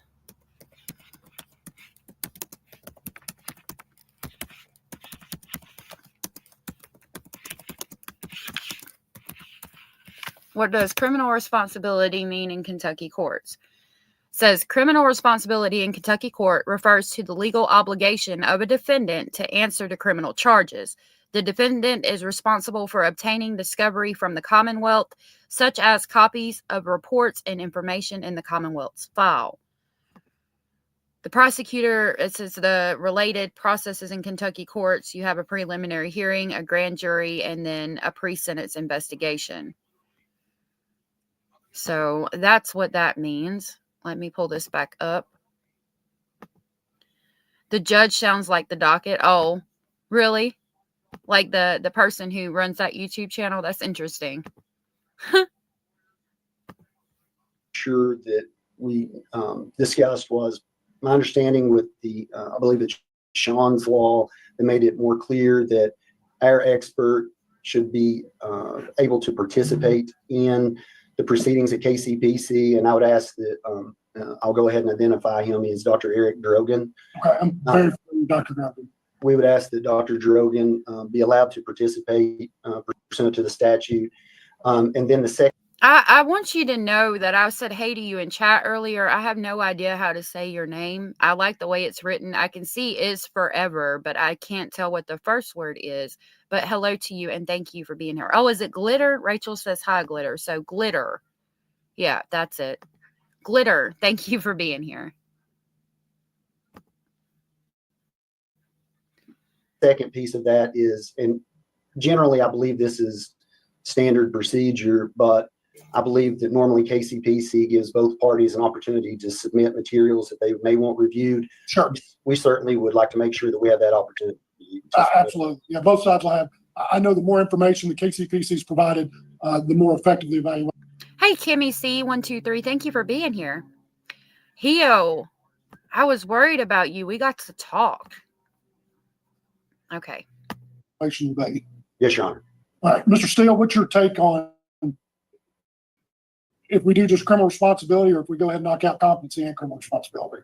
I'm okay with the competency issue. This is taking a little bit of a turn from the discussion me and Mr. Bartley had. I thought he was doing a competency evaluation. Now we do the criminal responsibility behind it. But now he's saying that he wants his expert there during the criminal responsibility. I'm not comfortable doing a criminal responsibility if he's going to have an expert on that position unless we know what the issues are they're raising in the criminal responsibility of their expert.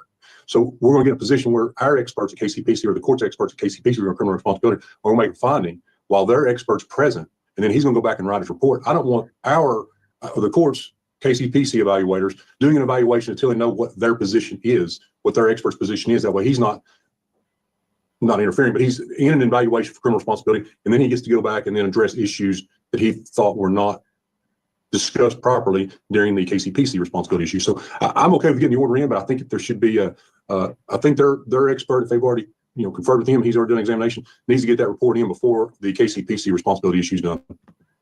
So basically they're saying they need to talk to each other and get with each other before this KCPC evaluation is done. Casey, I don't know exactly what that stands for off the top of my head, but it's in reference to probably the insanity defense and all of that. Yeah. So, Judge, I don't think that the rules require preparation of a report before that examination. We raise only the issue of criminal responsibility. I understand that it's expedient to raise both, but once we give notice, there's nothing that I see that requires us to produce a report before he's evaluated. And, I guess the reverse could be true that, if we have them evaluated, I mean, if we submit the report, then. So basically he's saying, I don't think that there is a reason for us to submit this report to you because the prosecution is going to have him evaluated and the defense is going to have him evaluated. And they're saying, basically, I don't feel like I need to submit a report before we do this evaluation. I don't feel that it's necessary. The prosecution feels like it is necessary. The inverse is true. Then they get the opportunity to see our position in advance and to evaluate it, in that light, Judge. So I'd ask that we go ahead and send him up there, have him evaluated. If there is something, once we both exchange reports that in rebuttal.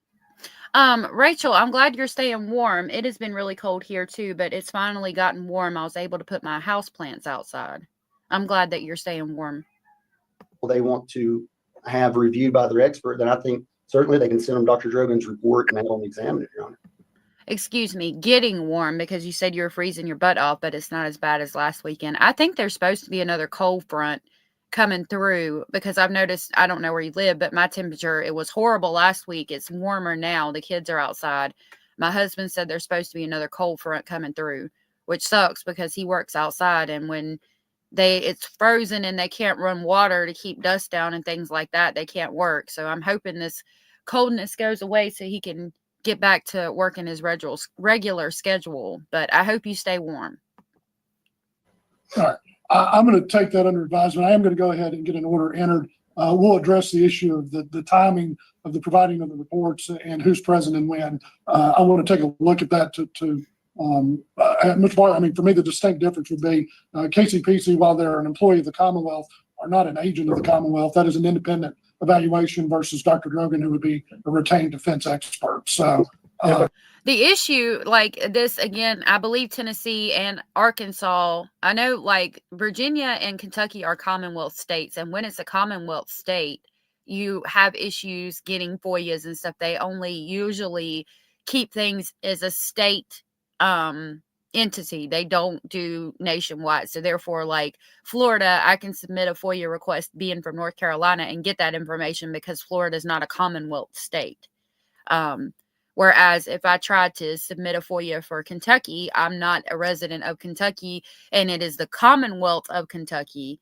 So it makes it harder for us to get stuff. Hey, Thomas. Good to see you. If I could, Your Honor, I don't mean to interrupt you, Judge. And I think that if this were a court, I mean, if we were only looking at the issue of competency, but I believe under 807, if we have our own expert and we're not asking them to serve as an independent, I mean, this is going to be the state's witness. I mean, KCPC will be their expert. And Ms. Still, do you disagree with that position or that piece of it? Judge, if I may at this point, Tom, that's exactly going to my point. If he was indigent from the get-go and he had been found indigent and I understand the court may be looking at that issue, they're required to use state funds if available before coming to you for Chapter 31 funds. Also, they had funds available for them for an expert in criminal responsibility.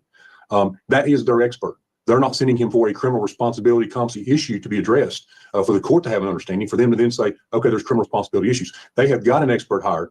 They're putting the court and the Commonwealth in a position that they're going to allow criminal responsibility done. Well, they've already got an expert hired. And like the court said, they're not my expert. They are a function of the court, for the court to look at issues in regards to pretrial issues. So that's, again, just reemphasizes my position in regards to criminal responsibility, why their expert who's already hired should have a report filed before that goes forward. All right. I'm going to take that issue under advisement. I'll take a look at that. I will either issue an order or I'll enter a briefing schedule in regards to that issue. Sure. So we got about 2 minutes of this left. They're arguing back and forth about going over this competency. I mean, the indigency thing and the criminal, the one we just looked up, they're arguing back and forth about it, which tells me that his lawyers are doing a good job, and there's going to be a lot of arguing back and forth throughout this case, if I can judge by what I'm seeing, which when you take into consideration that he was the sheriff and there's more than likely a lot of corruption going on in this town, his attorneys are up for a fight because they're going to want to keep the town is going to want to basically keep the corruption hush hush. And if it's correlated to this, they've got to talk about it and bring it out. So his attorneys are going to be fighting all entities as far as getting this case heard. And getting all the information out in court so he can get a fair trial. All right. Anything else you all want to address today? Yes, Your Honor. We would ask that the court advise how you would like us to make our request for bond. We had discussed at the arraignment with the previous judge that we would do a formal bond hearing. Certainly, we were kind of in limbo until your appointment, Your Honor. So we certainly would ask the court to review it, but we would like the opportunity to address bond, Your Honor, and how, in whatever form the court would like for us to raise that issue. I'm fine, but in regards to issue that, if you want to set a time for a formal motion on your bond, we can do that at any point in time. Yes, Your Honor. Yes, Your Honor. In terms of dates, is there any parameter in which you would like for us to file? It's interesting that they're even considering bond, considering that it's such a high profile case and he's locked up for homicide of a judge, the only judge in the county. or yeah, in the county or that city anyway.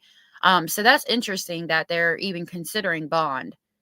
I wonder if it would be the same if he wasn't in such a position of power. I know there's an outpouring of the community for both sides on this case. I'm sure it'll be high regardless, but normally it wouldn't be allowed. Valid. If you all want, you can confer with the Commonwealth. If you want, just find some agreeable dates to both sides. Rachel said, I think they're arguing about where money is coming from too, paying for the codependency evaluation. Glad they appointed a judge for this. Thank you, because I'm trying to catch everything I can, and I'm telling you very firsthand that I could miss some things. So thank you for adding that. I appreciate that. Thank you so much, Rachel. And then we'll coordinate that with my office, and that'll be a hearing that I will travel and do that in person. Yes, Your Honor. Yes, Your Honor. That's why I want to make sure that it was convenient for all the parties. Absolutely. We'll work around that. And when we get a little bit more, we can probably tie it in, and also with the fact that if we need to have any arguments in regards to the evaluation process, we could probably couple that and kill two birds with one stone. Yes, Your Honor. In the event that the court, there were a bond set that was makeable, then at that point we, may have to revisit whether there's a inpatient versus outpatient. But I understand, Your Honor, we'll file that motion and get with everyone to discuss a convenient hearing date, Your Honor. Sure. Be glad to address bond at any point in time. Yes, Your Honor. Anything else we need to address today? No, Your Honor. All right, Mr. Steele. Nothing for the Commonwealth, Your Honor. Mr. Kokenar, anything from the AG's perspective? No, Your Honor. Nothing else. Thank you. All right. I appreciate all the parties. I will then look for you all to look for some dates once the bond motion is filed. And then we'll set a time to have that heard, and then we'll finalize any of the issues in regards to the evaluation of Mr. Stines. So if there's nothing else with that, court will be in adjournment, and then we'll Okay, so that's the update on the Kentucky Sheriff. I will ask you guys before I go, is there anything you guys want to talk about real quick? If there is, let me know. I don't know if you guys had anything in mind. Abellis said, can you somehow have a map on Discord where we could all put little flags showing where we live at, or did I just invent it? So maybe in like private chats, I would not want you guys to put out where you live. That would not be a good idea. Maybe we could do like something about maybe a state or a town or even just a state. You don't want people getting a hold of that information. And I would even be concerned about it being in a locked section of the Discord, because I don't know if somebody could hack it or something like that. She said no, just the city or town. Yeah. We'll have to see what we can do about that. Rachel said, I think they have to be very careful how they handle this case and be transparent. Yes, absolutely. Glitter says Stines, who says he owns 2 homes and earns $115,000 as a sheriff. Why are they arguing money and indigency in that part of Kentucky? That is a fortune. It's interesting. I wonder how much is that, like, is he earning $115,000 on the books, or is that with bonuses and any kind of other, extra little things that he could be afforded while he's working? Bad Girl said, yes, but it was pure chaos and so scary to witness. Yeah. Hio said, not a town, not a city, not a town or city, but state and country. Yes. Yeah, I think that would be the way to go with that. Well, that's all I have for today. I'm going to work on finding some more interesting stuff for us to talk about tomorrow. I really appreciate you guys being here. Again, please check out Alex Ericson. Watch the live she did last night on little Evelyn Boswell. And please check out Leave It to Bieber, who is still pinned at the top of the comment section for the video we watched on the Evelyn Boswell case. I do think Alex Ericson and Leave It to Bieber are going to get together and go live and talk about the Evelyn Boswell case. If they televise it, we will cover it.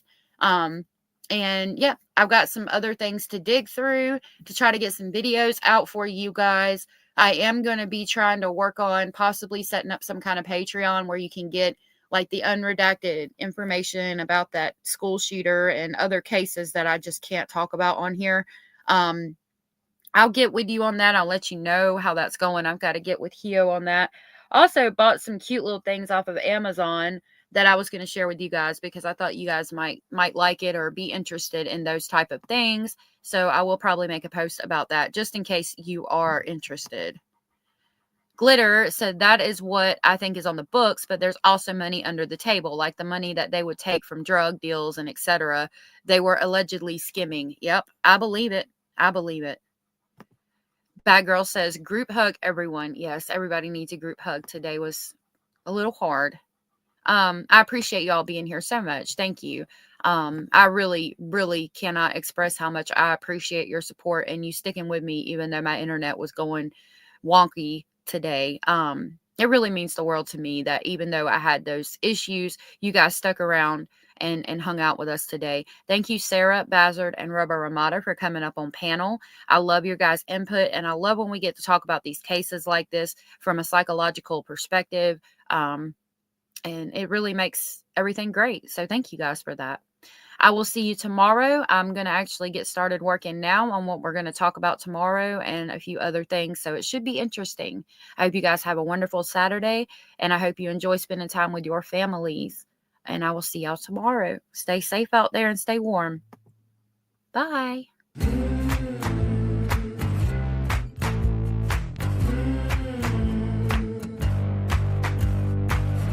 Listen up, I gotta tell you, there is something you should know. I have never really liked you at all. I cannot hide it anymore.